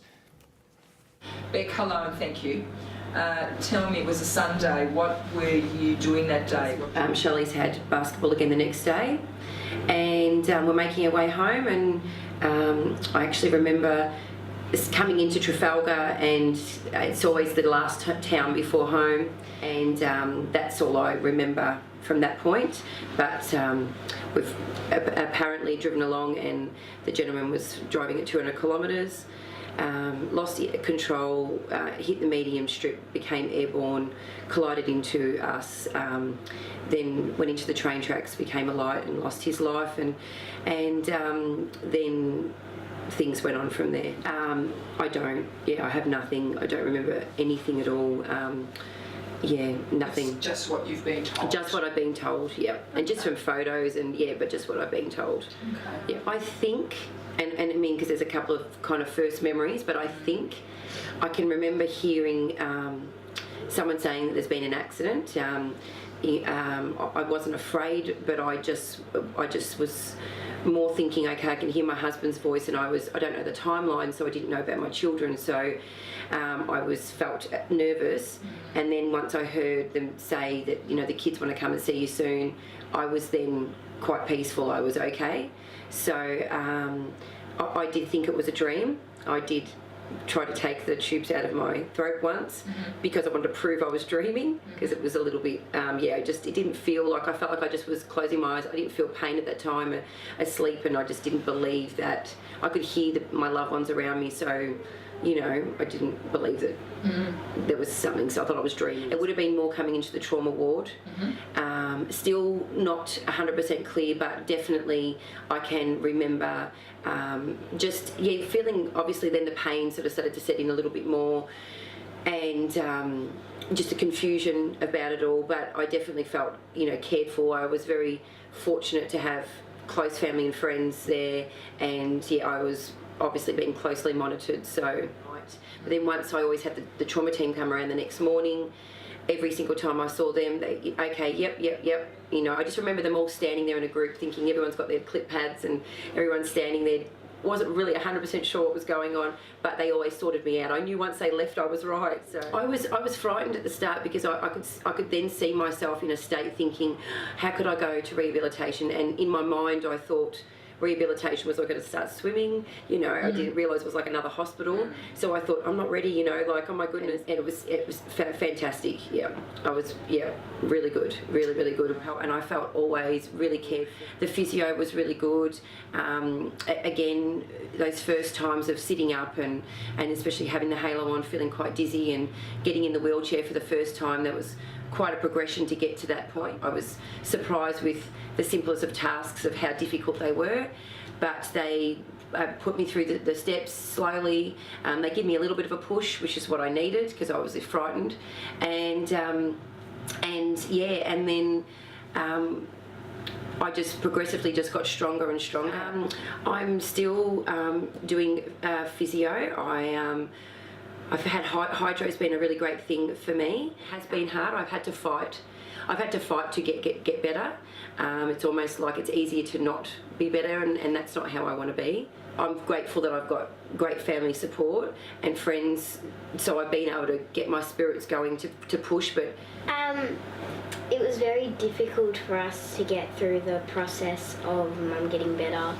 It wasn't the same since the accident. It was different having Mum not be able to do as many things as she could. Being away from her was really difficult. But we're lucky that she's home now. For sure. Do you want to say anything, Anna? You don't have to. How do you feel about now Mum home? Happy. Yeah. That's Excited. Excited? Happy? That's good. That's good. I think he as you know, was a patient for a short time too. He went through a lot of confusion and difficulty, and it's been very, very hard for him, being the driver as well. But he's amazed. He thinks, that he thinks that I'm courageous, but the system just couldn't believe how. He was told quite often, well, she's doing really well, but he definitely had the support he needed. He probably pushed a little bit as well at times out of his own fear. But definitely he knows that I got everything that I needed to get where I am. So, yeah, grateful. Fabulous. Beck, thank you. So, a quick thank you to Joseph's daughter and Kate's son for putting that video together. They edited it at home. So look, we've come a long way since 2001, and the next part this evening is looking at where we go from here. And so while we get our panel ready, you're going to have 5 minutes to stand up and have a bit of a breathe, and we'll get our new panel ready. If you have any questions at all, this is a perfect opportunity to contact us via the poll everywhere.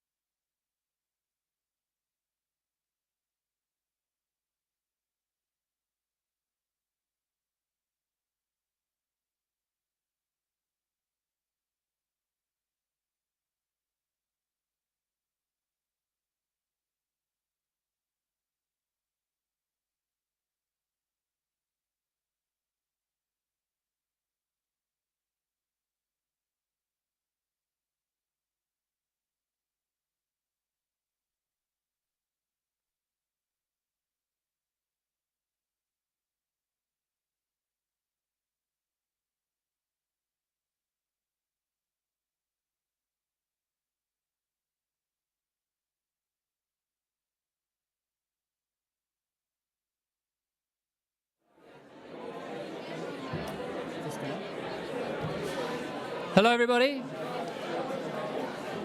I'm sorry to rush you. I know it's our fault. We've overrun, but thank you.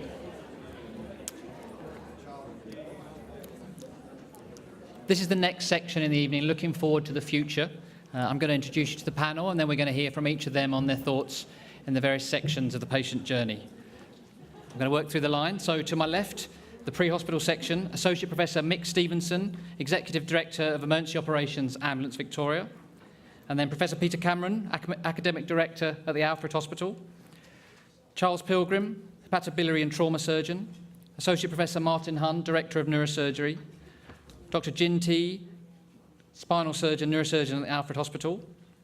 Associate Professor Max Esser, Trauma Orthopaedic Surgeon. Dr. Jim Kirken-Norris, Intervention... Is that close? Sorry. Interventional Radiologist here. Dr. Steve McLaughlin, Director of the Intensive Care and Hyperbaric Medicine at Alfred Hospital. Louise Niggemeier, Trauma Programme Director here. And then again, Dr. Lara Kimmel and Professor John Olver that were here on the first panel. Thank you, guys. Take it away. Thanks. Is that working? It is? Thank you. Joseph's first effort as a head scheduler of failing miserably, so I'll hurry, Joseph. I won't discuss all of these because otherwise we'll be here way too long, but essentially in terms of improvements in the pre-hospital setting, which includes both ambulance care and also retrieval of adult patients in Victoria, we're really looking for the 1%ers. This is about marginal gains now. The easy pickings have been taken.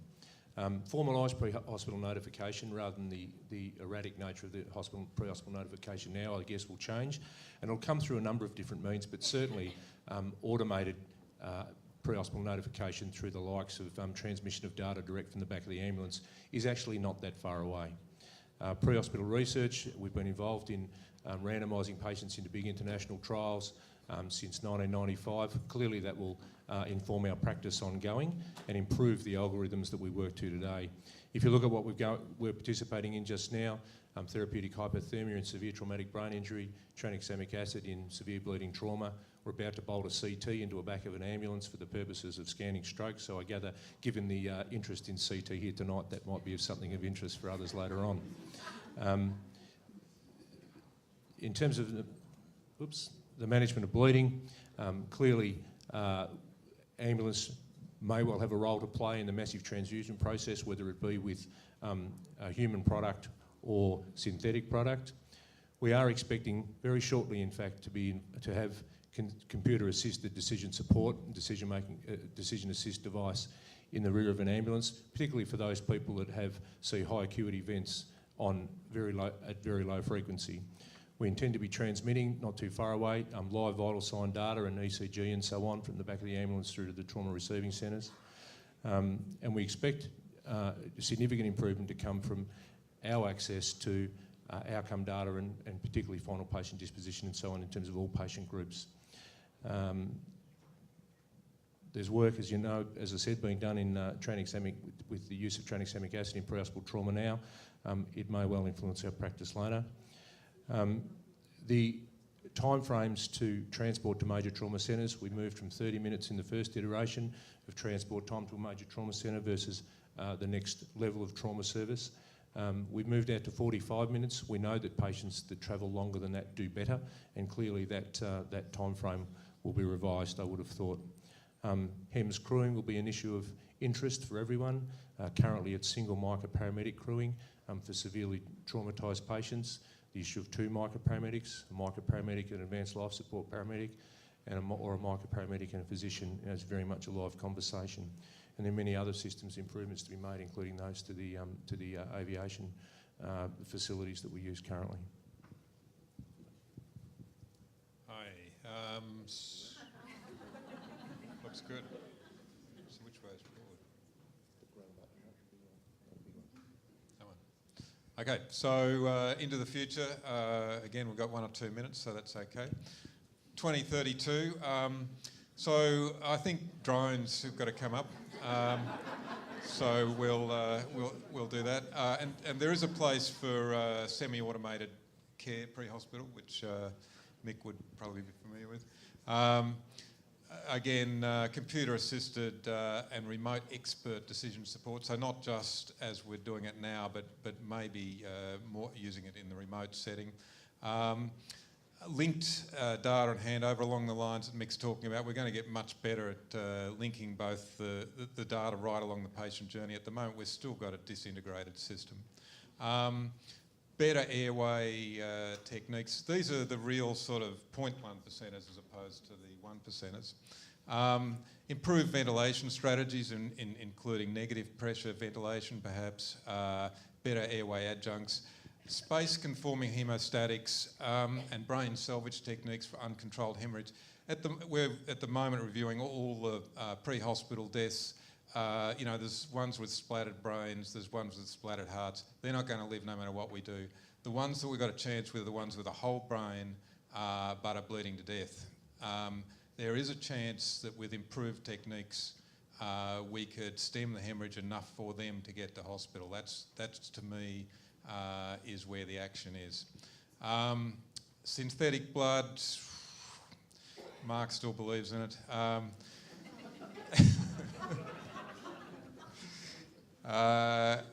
Hybrid resuscitation suites we briefly mentioned, but I think we're going to get better in the way we set up our reception facilities. 3D printing, I think, again, these things are sort of in the experimental phase now, but I think with fixation we'll be able to do, real-time fixation devices and so forth. And real-time cerebral metabolic imaging, I think not just cerebral metabolic imaging, but also biochemistry and so forth. We're going to have that by the bedside immediately available, which will make a lot of difference to the way we've already got TEG and ROTAM and so forth, which we aren't using very well, but I think there's a lot of other improvements in those areas. And then obviously post the emergency department, but genome-specific regenerative and clonal therapies. Thank you. So I think in the three things I really wanted to touch on in terms of what will be different for me, I think in 16 years as a trauma surgeon here, and I was here 16 years ago as a trauma surgeon, or as a junior doctor, I should say.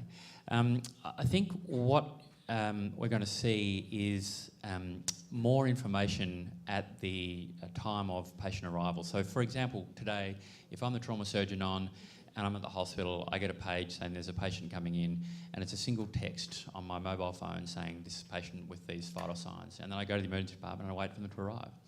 I think what will happen in the not too distant future is we'll get live streaming of what's happening at the patient on the roadside. I mean, we're live streaming right now, right? So it's not like it's that far into the future that we'll be live streaming the ambulance retrieval process. And that will facilitate the handover, because there won't be a handover. We'll see what's happening to the patient from the time they're injured. And it won't just be a passive watching what's going on. There'll be interaction. We'll be able to interact with the people on the scene, telling us what they see, telling us what we think should happen, and backwards and forwards. So I think that integration that Mark spoke about in one of his early slides of bringing each of those foundations together will really be facilitated by technology and live streaming and interaction with the scene, so that when the patient arrives, we're already up to speed with what's going on. We've already logged and can see what the changes and responses to the treatments instituted have been. Will make it a much more seamless handover to us when we arrive.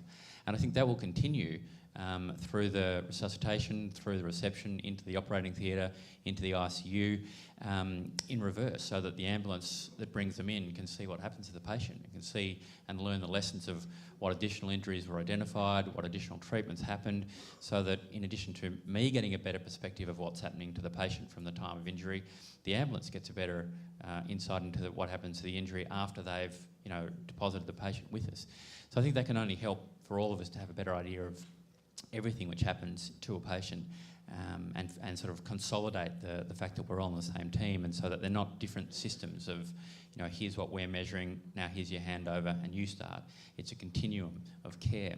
So I think that's the first difference which we'll see in the next 16 years with technologies which do exist already.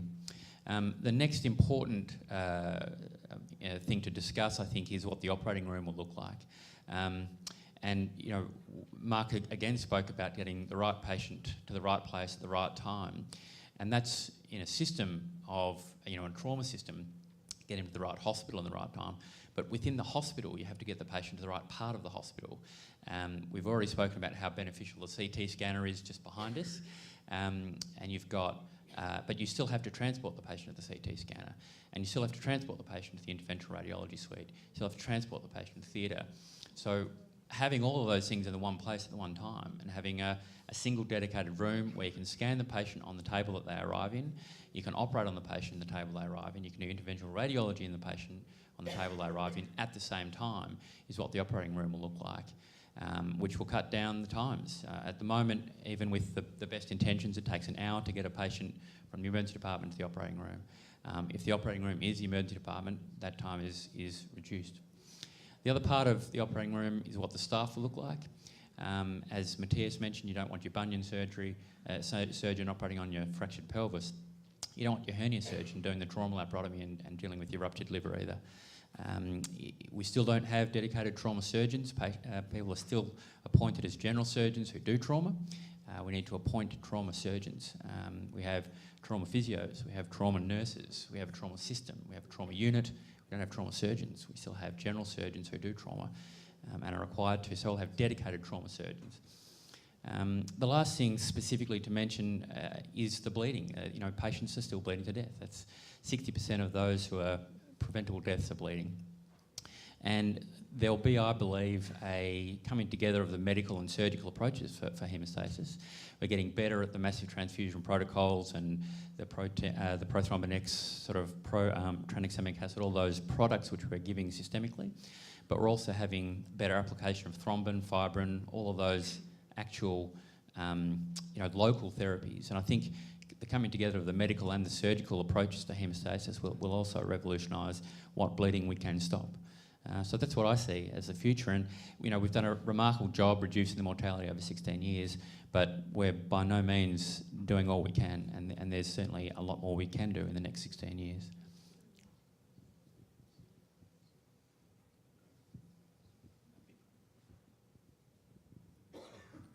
Okay, I'm Martin Hun, the Director of Neurosurgery at the Alfred. So I'm going to talk about traumatic brain injury, and then my colleague here, Jin T, will talk about spinal injuries.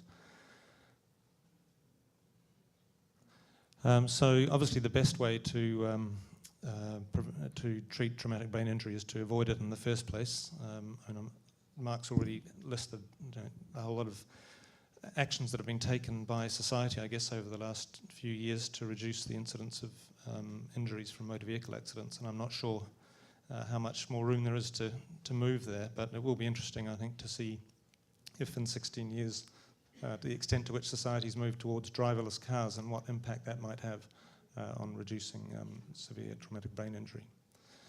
One of the principles guiding the neurosurgical management of TBI is the idea that there's a primary injury that happens at the moment of the impact, and then there are secondary insults that follow, and that our job as health workers is to reduce the impact of those secondary injuries. But there's, you know, as time goes on, the point at which that primary injury ends and the secondary injury begins is sort of shifting a little bit, and I think it's possible that in 16 years we'll be, you know, initiating more things at the roadside, and there's active work looking at things like hypothermia, early hypothermia, and early pharmacological interventions to try and prevent that secondary cascade of molecular events that causes further injury to brain cells.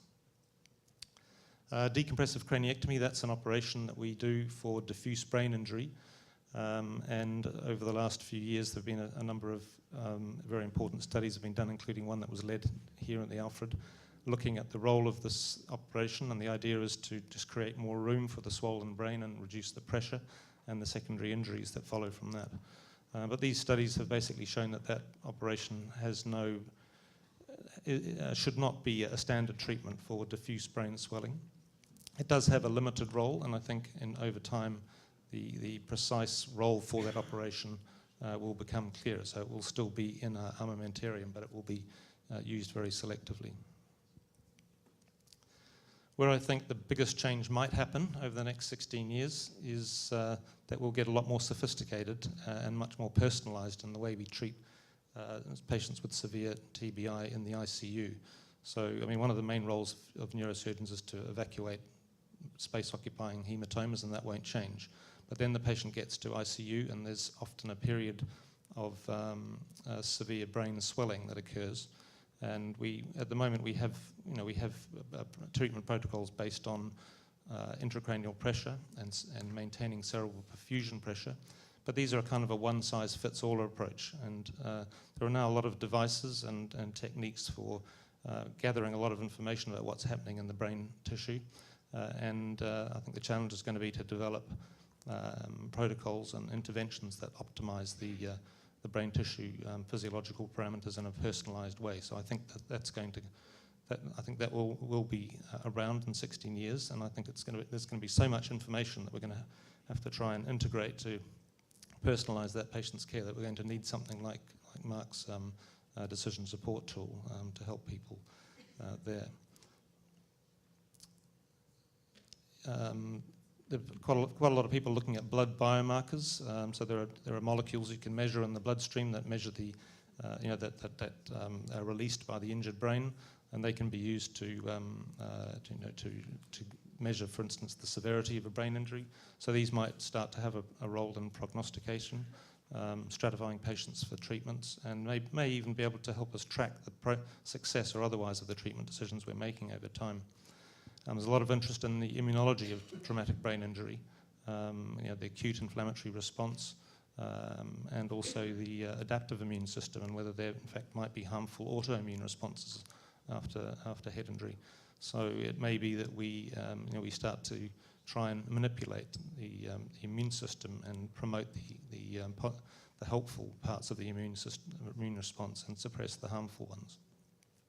And then finally, imaging, I think, just keeps going from strength to strength, and I think it's already been mentioned today that there are possible plans to introduce a mobile CT scanner into the intensive care unit, and that will allow, obviously more timely decision making. And there are also other imaging modalities which someone else might be going to talk about, so I'll stop there.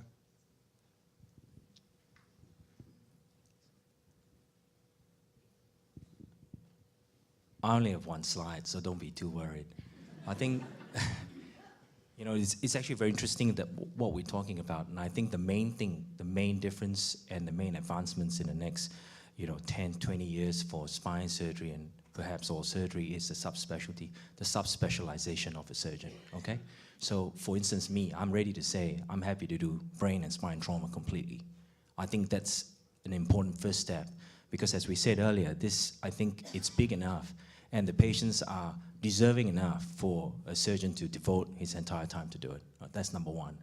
Number two, I think that the person trained to do it, clearly if he's doing enough of it, will be that good that the operations will be fast enough, efficient enough, so that we can do more, we can do better, and we can train our younger ones to be as good, if not better, than what we were before. And I think the other important thing as well would be decision-making. I think decision-making is crucial. Decision-making is everything. I think to do that, we look at our first point, we have treatment algorithms. So I think the future starts today because today, I had a very interesting paper being accepted in the Spine Journal, and you guys will like this because this is about cervical spine injury, right? And it breaks down, when you see a patient, all you really need to know is it stable or unstable? That's it, okay? And essentially, if it's anatomically looking good, it's stable. That's the way it is, and so that will come out soon. And the other thing, as we always think about, when should we operate on this patient? How are we going to get this patient better? Right? Spinal cord injury is devastating, same with TBI. And I think that we have had enough trials to show that early decompression is good. But if you look at all the trials, these patients are all isolated spine injuries. From the Alfred, we have produced 3 papers that have looked at patients with an ISS of more than 15, and that data would show that we should wait until they're stable. So one great advancement, I think, and has been shown already, is that we are able to stabilize the patients so much faster than the past. So instead of waiting 3 days for the patients to be, stabilized, we potentially could do it in 6 hours. And of course, when you have a severe TBI patient come in, you don't want to spend $40,000 to fix their spine if they're going to be palliated in the next 48 hours. So the ability to prognosticate is crucial. So the next part would come, we talk about serum biomarkers. So we go on to my number 3. That is very exciting because prognostication is everything. Serum biomarkers are now slowly being identified. I've been involved in a few studies on this. And we can quite effectively prognosticate which patients would not recover from a spinal cord injury and which won't, okay? And the other thing as well, fresh from the Alfred, we have potentially a surrogate, a blood marker to tell us about the modified fragility index, a marker of comorbidity. Hopefully you will hear about this in not too distant future, okay? And of course, the rest of the things all revolve around, number 1, secondary prevention and treatment, neuroprotection. How do we go about it? You know, we have things like hypothermia, we have things like riluzole. Riluzole prevents or slows down motor neuron disease. So this is a big project that's been carried out by the, worldwide AO spine systems. And then we have minocycline, we have magnesium. Exciting thing is always neuroregeneration. Can we make this patient walk again?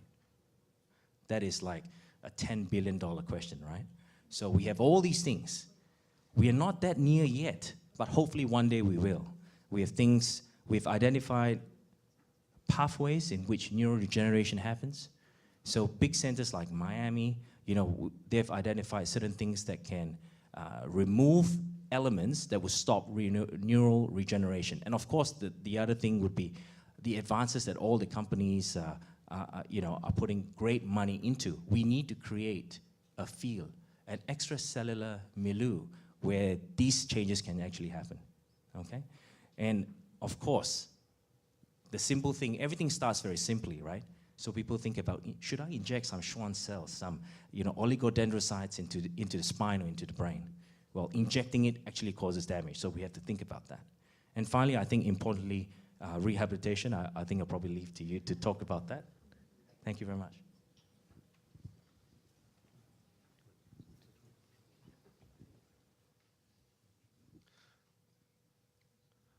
Hello, I've been asked to talk about trauma orthopaedics in the future. I find this a really difficult subject because it's hard to sort of perceive where changes in technology, which will, I'm sure, influence us and where they're going to come from. But more recently, I've just been overseas and I've been flying the flag for the department here, and I'd like to quote one of Mark's comments about great innovations of the 21st century's integrated trauma systems. And I'd stolen this slide and I thought I'd put this up because it's integrated trauma systems, not just here, but in the developing world, and the huge amount of work that needs to be done in countries like Myanmar and India. And at a meeting in Myanmar, which was a system of trauma care was being discussed, on their faculty there were 12 people, 12 invited international speakers, of which 7 had an Australian association. So we've got quite an influence in the developing world already. And I'll just show that picture on the right-hand side, which is the Victorian Trauma Service effects and what it's done on the road toll. It was one of the papers which was presented at that meeting. As an analogy of what might happen in the future, this is one of the medical journals that I read regularly, if I can spend the time. And I just read this article on the civilian use of drones. And in fact, I think there is a possibility that this is an analogy of what new technology may have to offer. Drones have been used already in photography, and we could use drones in assessing the severity and the extent of major trauma incidents and even minor trauma incidents. Drones have been able to look at accidents and look at search and rescue facilities. Search and rescues of a drone, for instance, in mountain rescues is 5 times quicker than ground-based mountain rescues. These are sort of things I'd never have even thought of. You can deliver stuff with a drone.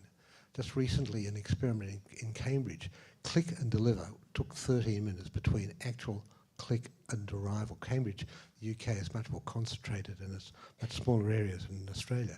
But in disaster scenes, drones have been able to be used for delivery of healthcare products in Chennai, and search and rescue in Canada. they found 2 skiers just recently. It was in February this year. In orthopaedics, I think there'll be huge changes in the type of timing for surgical procedures. We're going to be better at stabilising and also identifying when the physiology is right for definitive surgery and when it's right for early management or early damage control. Soft tissue management, I think, will improve. We've already got orthopaedic specialty teams. They're not just bunion surgeons, as Matthias has suggested, but we do have upper limb surgeons, and the timing of when these people come along is quite important in the management of these. Operative 3D imaging is, although it's here, it's not as available as we'd like. It's expensive, and it's certainly not universally used in this hospital. 3D imaging in angiography and 3D imaging of the pelvis is extremely helpful. Implant technology is happening, and templating of implants can be used on models. This was a model in a pelvic patient done in 2005, would you believe? But now we can almost do this in real time, certainly in other parts of the world. Implants of technology with respect to plates and screws developing all the time, and the newest are not necessarily the best, and it's not quite as straightforward as it might seem. Bone healing techniques, we may be able to anticipate which bone substitutes to use when to prevent non-unions or delayed unions.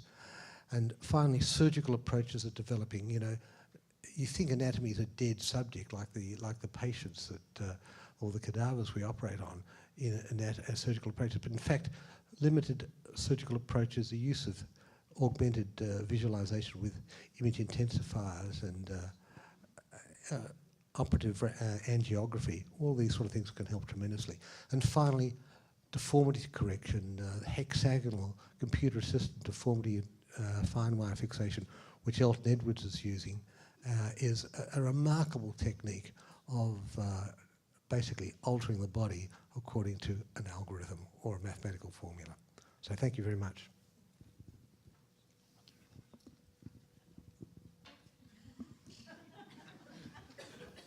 I don't know what I'd do with 2 microphones.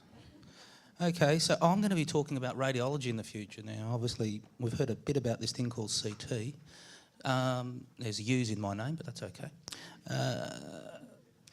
Well, look, firstly at digital radiography. Dinesh gave a good sort of description of the utility of digital radiography.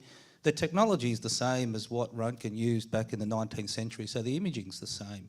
But what's going to happen in the future is the ability to transmit that imaging and be able to get it on your smartphone, on your tablet, on your laptop in quick succession. So also the lower dose. And dose is important in trauma. Trauma doesn't discriminate, but the patient cohort is disproportionately young, and medical imaging is becoming one of the largest, or probably is the largest radiation exposure in the Western world, so dose is going to be important going into the future. CT and MRI, which MRI at the moment in the acute setting is not used frequently, but will gain traction in the future as the machines get faster. So what we see with CT, a lot of the stuff that looks like it's far in the future is actually not that far away. And what I sort of tell my trainees is that in 60 odd years we went from Kitty Hawk to the moon. So once somebody comes up with an idea, people are very good at adapting that and taking that to the next level very quickly. So functional imaging exists. We haven't used it yet in trauma, but it will come, whether that's nuclear medicine spectroscopy, tractography to help the neurosurgeons and the rehabilitation service prognosticate, with the ability to determine where the dead tissue is in perfusion and where the live tissue is and how that's going to affect the patient's outcome. That all exists in some form or another, and that will develop very quickly. Contrast media is very safe, but it could be safer.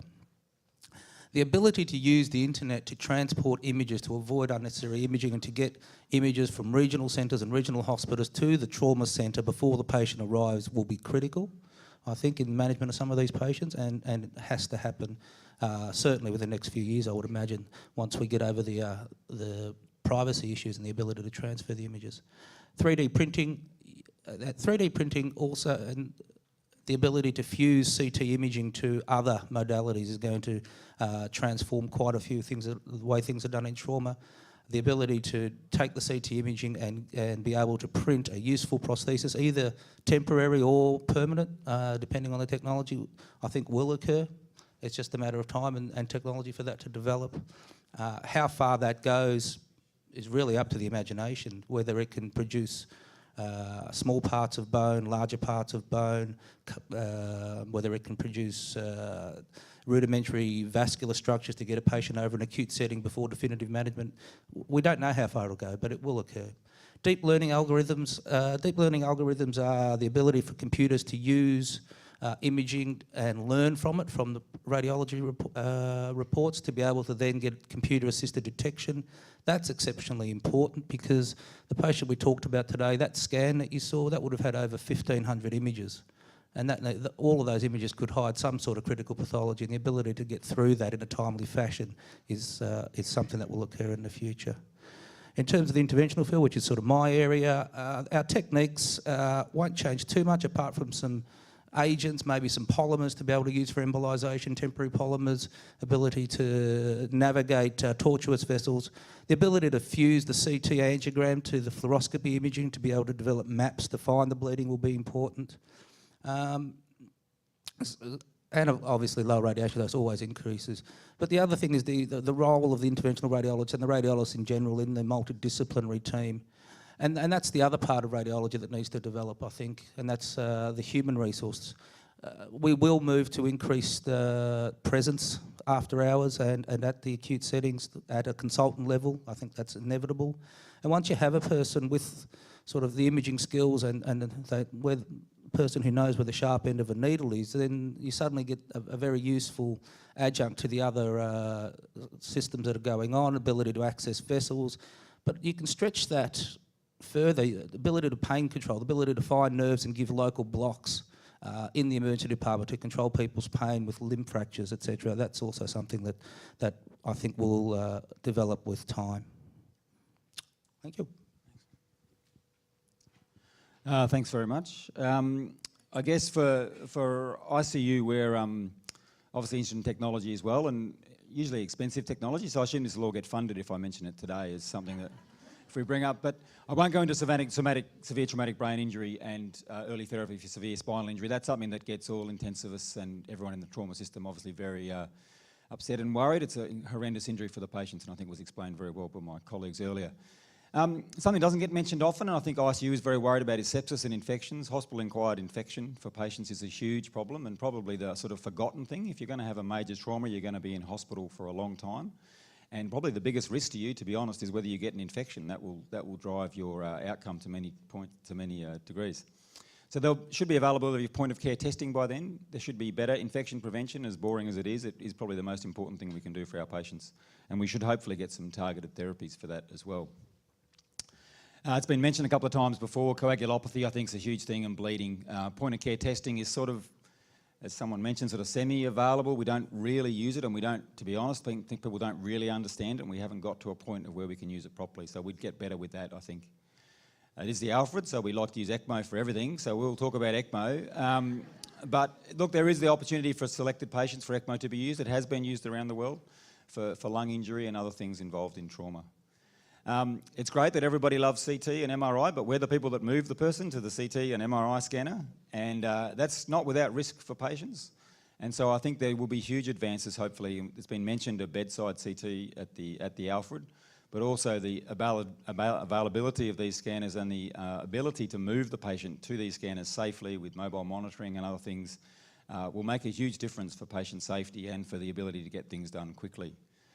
And I sort of left the most important for last, I think. I mean, the big change, if you look back to 20 years, ICUs look very different, as do emergency departments. And I think that will change a lot more focus on patient comfort and care, integration with various teams, minimising delays for patients, which are obviously frustrating for them, focusing on things that might reduce post-traumatic stress, or even just focus on their comfort within the unit and improve the experience for what is a horrible experience, but maybe we can make it a little bit less traumatic for people that have to go through it.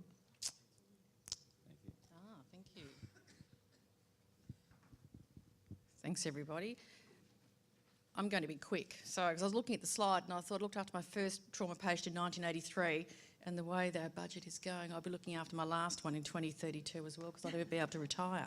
So for the important thing with nursing is, for everything that's been mentioned by all of the people tonight, there are nurses working with the patient 24 hours a day, 7 days a week. There are nurses working with each and every one of you, and there is specialist nursing knowledge required to participate and to support you through that. And nurses will be pivotal in the developments that will transcend as we move through onto 2030.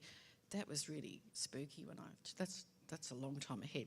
One of the things that I like to focus on is pain-free manual handling. It was interesting that you said about the top and tail list, because that's one of the reasons why I don't do clinical nursing anymore, because the back and shoulders have gone.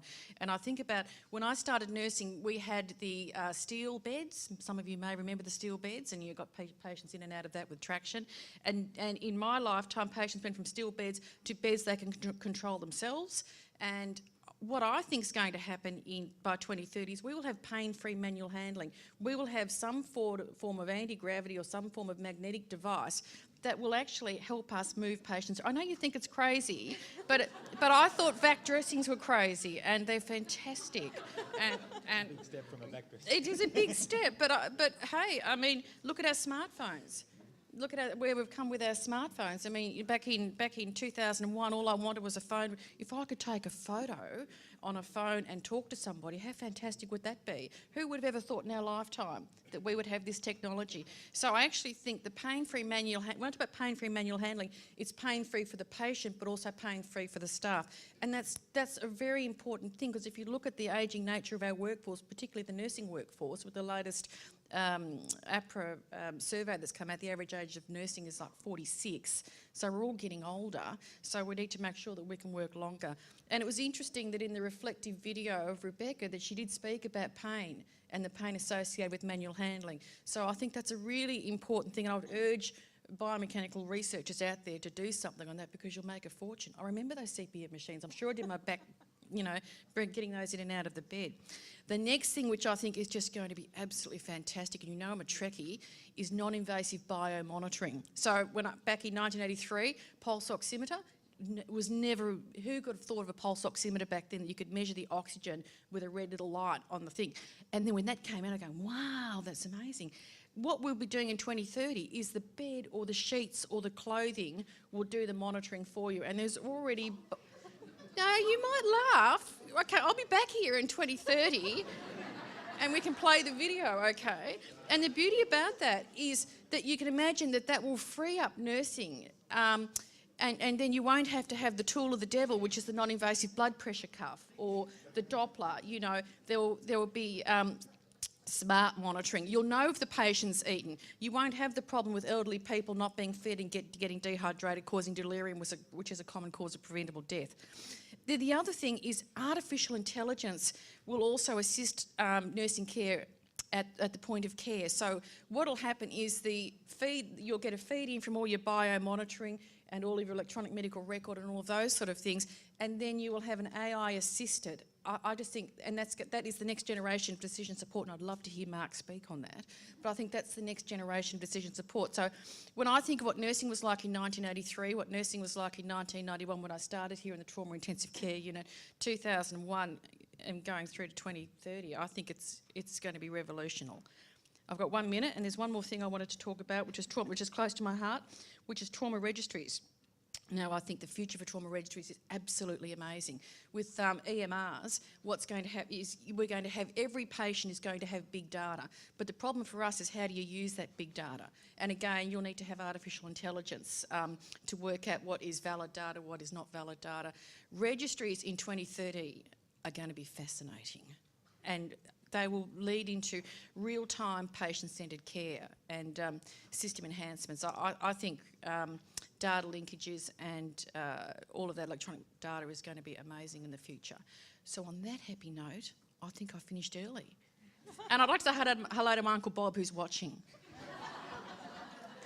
Who put me after Lou? It's so unfair. Oh, caring. Yeah, that's not really me. important. The one thing that will be... Okay.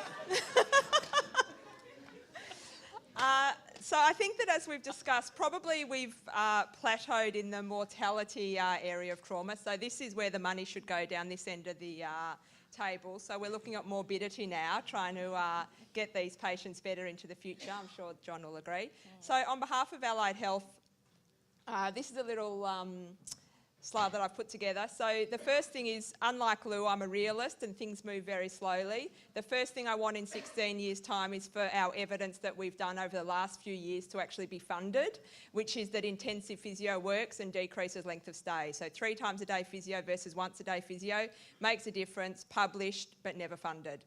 I'll get off my high horse.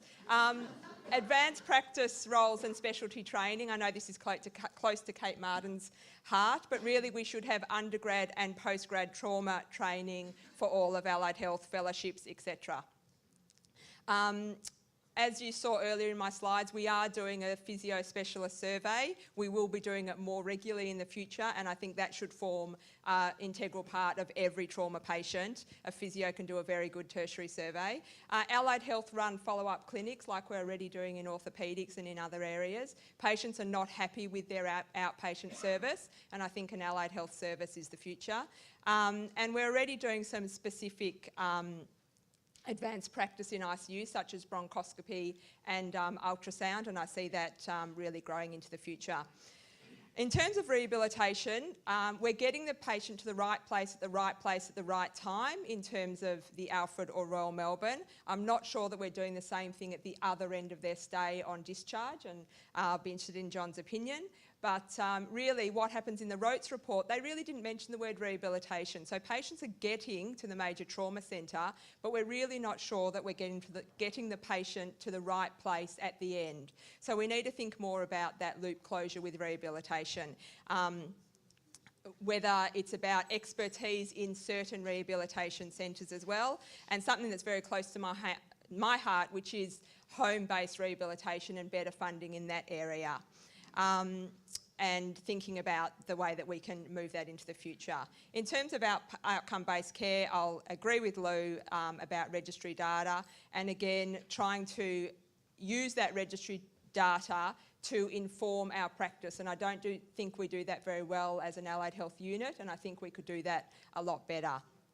So improving our outcome data and using that at the point of care with the patient in the hospital. And there's a new role here at the Alfred as well, the Major Trauma Recovery Coordinator, that I hope will be involved in the future as well. Oh, sorry, very important. Thank you, Mark, for this slide, which he has altered slightly, I noticed today. But the future of trauma care is for Allied Health to be integral to every part of Mark's quaternary specialty.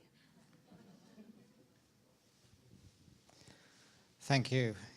In traumatic brain injury rehabilitation, adult plasticity and how to harness it is the key focus, and we use the term task-specific repetition. And so there's a whole lot of robotics being developed that will come into being in the next few years for upper and lower limb to allow a greater number of repetitions of movement, less hands-on therapy. We hope these will work because there's not a lot of evidence at the moment.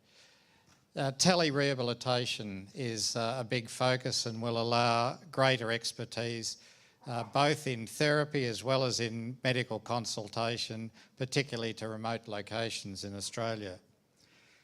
Enriched environments is talked about, but in the future we'll need to provide a lot more activity to patients who are becoming active throughout the whole day in a rehabilitation unit, not just inside their therapy times. We also recognise that the system will change. Improved surgical techniques and prosthetics and acute care will lead to a reduced reliance on inpatient rehabilitation admissions and more referrals directly to community-based programs and outpatients. Virtual reality environments are starting to appear in rehabilitation. This allows practice of a lot of different community-based tasks in the safety of a rehabilitation setting. So most tasks, work-related, supermarket shopping, can be simulated in these devices, and they can be anything from multi-million dollar devices such as we see in the Cleveland Clinic to the simple Wii which we see in most of our homes. I won't talk about wearable monitors because they're apparently not going to be wearable, but that's good.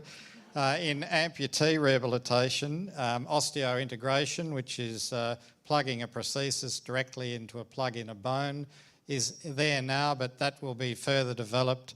And this targeted muscle innovation, which allows the mind to control a prosthesis, we're seeing it now, and again, that's going to be developed in the future. And finally, I think we'll be involving a lot more adjunctive therapies such as Pilates, yoga, Tai Chi, as we take patients further into the community. Patients do have persisting pain, stiffness as a result of multi-trauma orthopaedics, and I think we have to have better community-based programs, which the rest of the community do as well. Thank you. Thank you, everybody.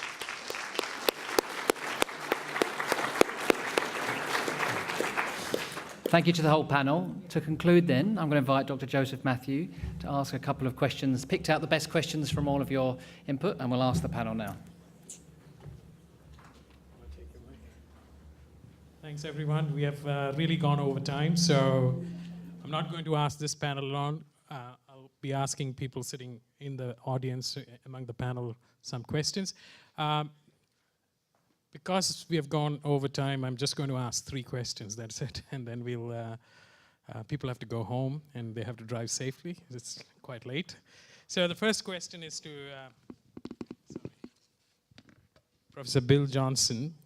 In your opinion, as someone who has seen the massive shift in trauma outcomes, what is the most important thing that has changed in the last 16 years?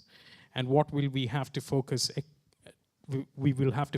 to expect that sort of change forward? I guess the most important thing that's happened was really happened before the 16 years started, I guess, and that was the Vietnam War. And I guess war changes the way we think about trauma, and I guess the overflying of the outposts to the central hospital where you could deliver high quality quick care was one of the biggest things that changed the management. And I think the Alfred Centre and its trauma centre was one of the areas which in fact promoted that. The people who came back from Vietnam taught us about resuscitation and rapid resuscitation, and I think that remains something that's extremely important. I do agree with Mark that we need better products that we can deliver as blood substitutes so that we can start delivery of things which create normovolemia in the patient, but not a patient that's saturated with extracellular fluid, which mitigates against good outcomes. I think it's no doubt that when we designed this trauma centre at Alfred Hospital, we designed it on the first floor actually, so it had good access to radiology, recognising we were doing ourselves out of business by having the radiologists do all the work for us and cutting the general surgeons out. We had the operating room close by, which we hope to be able to use better in the future with hybrid theatres. And we have intensive care, which was a central part of the management of the patient. So I think the most important thing in 16 years' future is using technology, developing things which will have osseointegration and patients who can now robotically move their arms and limbs which couldn't in the past. We also should have a situation where a patient is delivered well and healthy so that definitive treatment can be managed immediately rather than sort of delayed treatment. So I think they're the things to look forward to. Thank you, Prof. The next question is to Mark Fitzgerald. It's about cervical collars. With so much research coming out around the world that pre-hospital spinal immobilization, specifically cervical collars, is detrimental to patient outcomes, will pre-hospital cervical collars go the way of the dodo in the near future? No. Why? Because the population's changing, and we've got this increasingly older population being injured. And a lot of the research wasn't on the older population. And our problems with spinal injuries are really its impact on elderly people, how it impacts their swallowing, mobility and such like. And that work really hasn't been done yet. So I think there's an entire change in demographic. What we do know, though, is that our cord injuries have changed, where it used to be 70% were complete injuries 10 years or so ago. Now it's only 30%. So we've got this older population that's more at risk of incomplete but debilitating cord injury. And I haven't actually got the correct solution for it, but I'm sure new technology, particularly rapid MR, is going to change that. Thank you. Next question is to Associate Professor de Villiers-Schmidt, who is the Director of our Emergency Department. De Villiers, do you think the principles of trauma reception and resuscitation is applicable in the low-resource setting in the developing world, where the bulk of trauma load is, the way we do things? Absolutely. I mean, it's shown to make a big difference. We know the pillars of a trauma system includes a really good pre-hospital system, and in a hospital system that can respond to that. Yeah, I totally believe that that's a pre-hospital, especially an ambulance system that's well defined and can respond, is really important to the final outcome. Thank you. Next question is to Dr. Ron Leong, sitting in the back. He's the acting director of Caulfield Rehab Center at the moment. So there is evidence coming out that too much time in inpatient rehab can be detrimental to the patient or can be bad. And do you think we have targeted rehab with limitations of inpatient rehab and more of community setting rehab?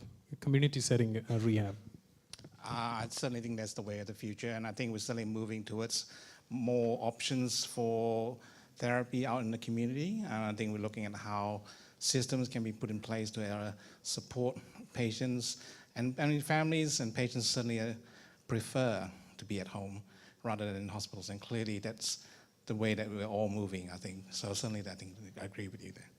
Thanks. The last two questions. One is to Dinesh. Given the emphasis placed on CT imaging to guide decision-making, establish truth, and possibly even reduce risk of mortality, is a normal CT scan in an injured patient considered morbidity or simply a reassuring element in the patient's assessment? I think it's very difficult to match health economics against evidence-based practice because there's a lot of constraint on us in terms of time, budget, the appropriate utilization of the resources in the hospital. So sometimes a normal CT scan in the clinical setting where the index of suspicion is low provides value to move the patients through quickly and maximize the utilization of the resources that we have. So there's no evidence about normal CTs and adding value to patient care or in hospital economics, but sometimes I think it does add value in that bigger picture. Thank you. The next question is to Charles. It is, there are more and more surgical centers across the world, especially Tom Scalia's group in Baltimore and some of the Japanese, who have trained their surgeons to be interventional radiologists to minimize the amount of time for the interventional radiologists to come in and do things, especially in the setting of REBOA and hemorrhage control. Do you think you see the surgeons should be interventional radiologists too in the field of trauma? Yeah, it is a good point, and my point about the staff that receive and treat trauma patients, I think it will be different in the future. And the trauma specialist will be part surgeon, part emergency physician, part interventional radiologist. I think in the same way that you could say a general surgeon should train and develop skill like a vascular surgeon in endovascular approaches. Similarly, an emergency physician who has ultrasound guided insertion of central lines and things like that. I think there will be blurring of the lines of who does what, and I think all the more reason to have trauma specialists. The reality for general surgery and trauma surgery is that there are not a lot of trauma laparotomies that we do anymore. Even at this place, it's about 200 a year. So it's not one every day, far from it. So, definitely the shift in staff experience and staff expertise and what the trauma specialist will be, I think is a combination of all those things. So I think it's a very valid point to question what your scope of practice should be. Thank you. And there are a lot of questions, but because it is almost 9 o'clock, we're almost 25 minutes over time. So thank you very much for joining us. I really want to thank the Victorian Health Minister, the Honourable Jill Hennessy, for making time to come and inaugurate the first Trauma Grand Rounds in Victoria. the Victorian Trauma Grant Round Steering Committee for their excellent effort to get everybody together, all the 3 trauma centres, which is the Royal Melbourne, RCH, and also Ambulance Victoria, to contribute. We are going to be doing this every quarter, and I really want to thank the Victorian Trauma Grant Round Steering Committee. And our expert panel members, obviously, they're all busy people. They've taken time out to come here and stay till 9 o'clock and give us their wisdom and share their wisdom, and thank you very much for that. And also, people who are watching online and at the Alfred, the audience, thank you. Thanks a lot. And I just have to mention a few names. Professor Mark Fitzgerald for supporting this and being there with us to take this through. Associate Professor De Villiers Schmidt, Peter Cameron, Professor Peter Cameron, and the group of members that is that helped coordinate this. That is, I have to specially thank Jessica Hawking for the excellent effort that she has done, getting it all together with her group, Jess Callahan and Angela Hodges, and special thanks to Chris Groombridge, Amit Mani, and Helen Sturgio and the rest of the group for helping us. Let's give the expert panel members and all the people who took part a big hand. Thank you. Next slide.